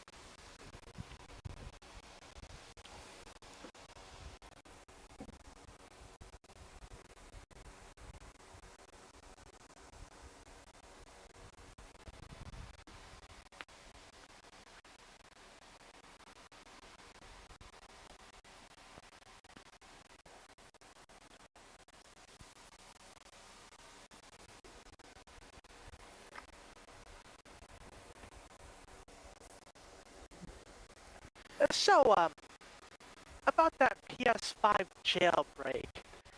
Apparently, physical copies of Star Wars Race to Revenge for PS4 are currently skyrocketing in price due to them allowing a new PS5 jailbreak to execute properly.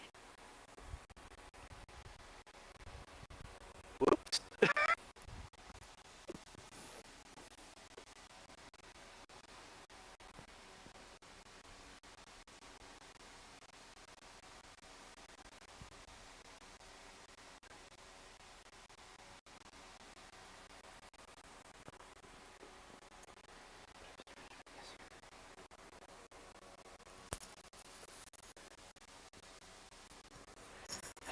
It was here, but guess what finally made it onto a certain annual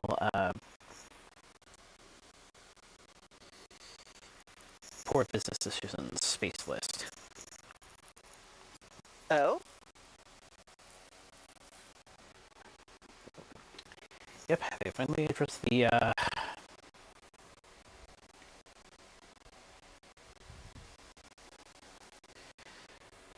predatory ridden Lego based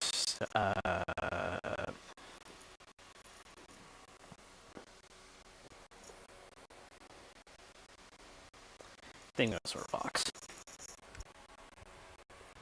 Yeah.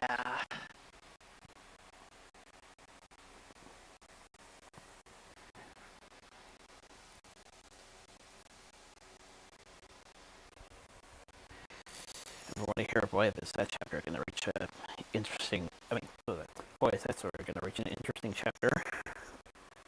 Yep.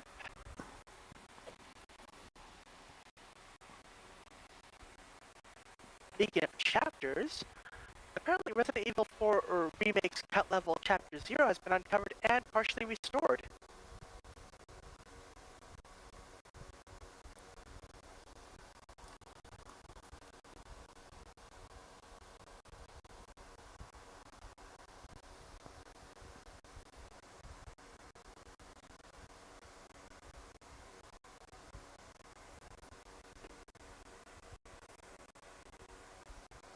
And again, speaking of gaming, Games Done starts tomorrow, so check it out if you have the time.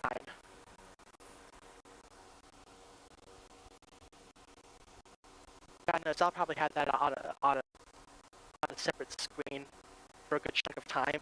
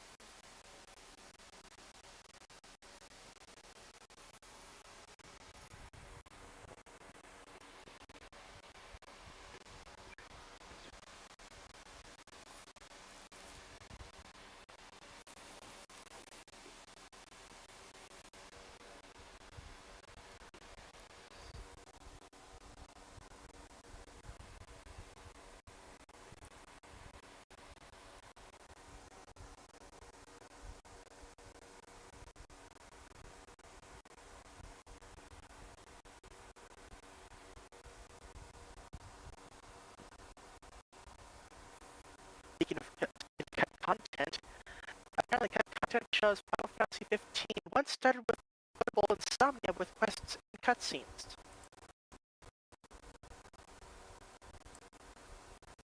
Of course, as we all know, Final Fantasy 15 was an absolute mess.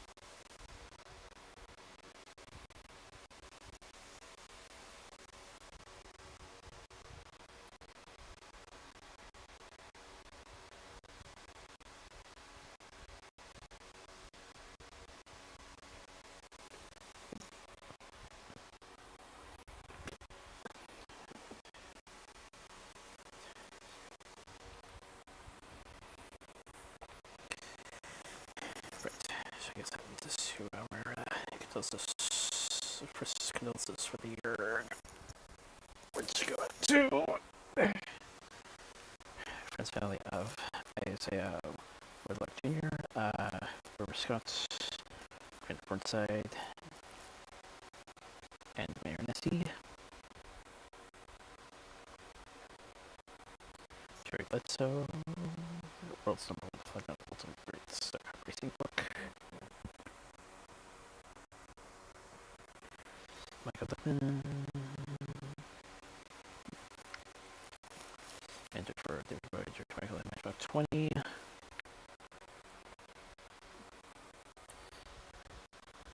Jeffrey R. Holland, and Alias Churchleader. Previous presence and presence of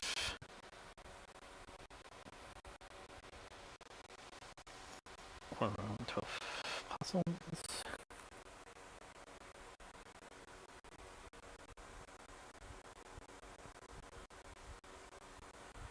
Gregory Depolay, Doctor Who.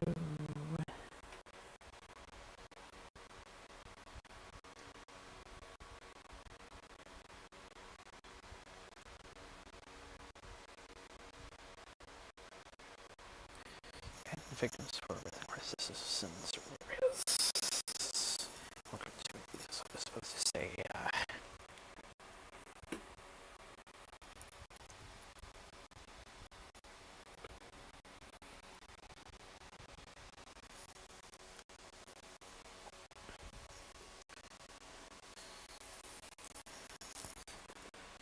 world's not a great start.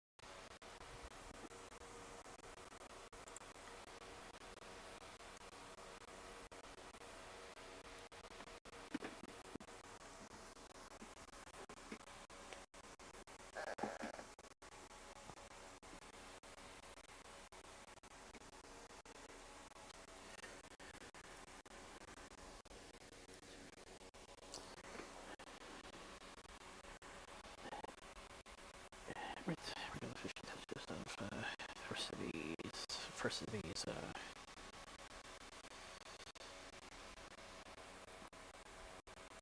off air.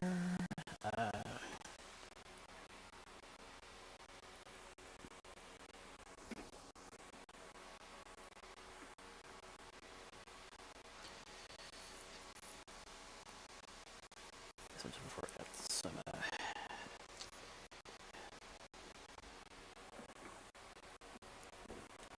let's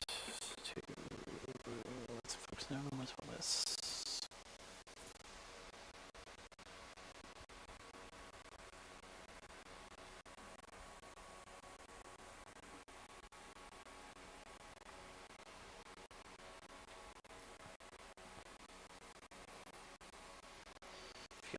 shop.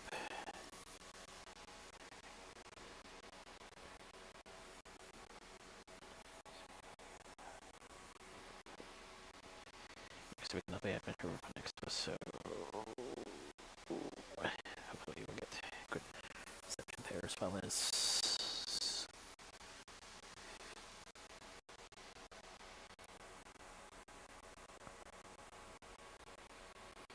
yeah, have some stuff in my bed. And switch.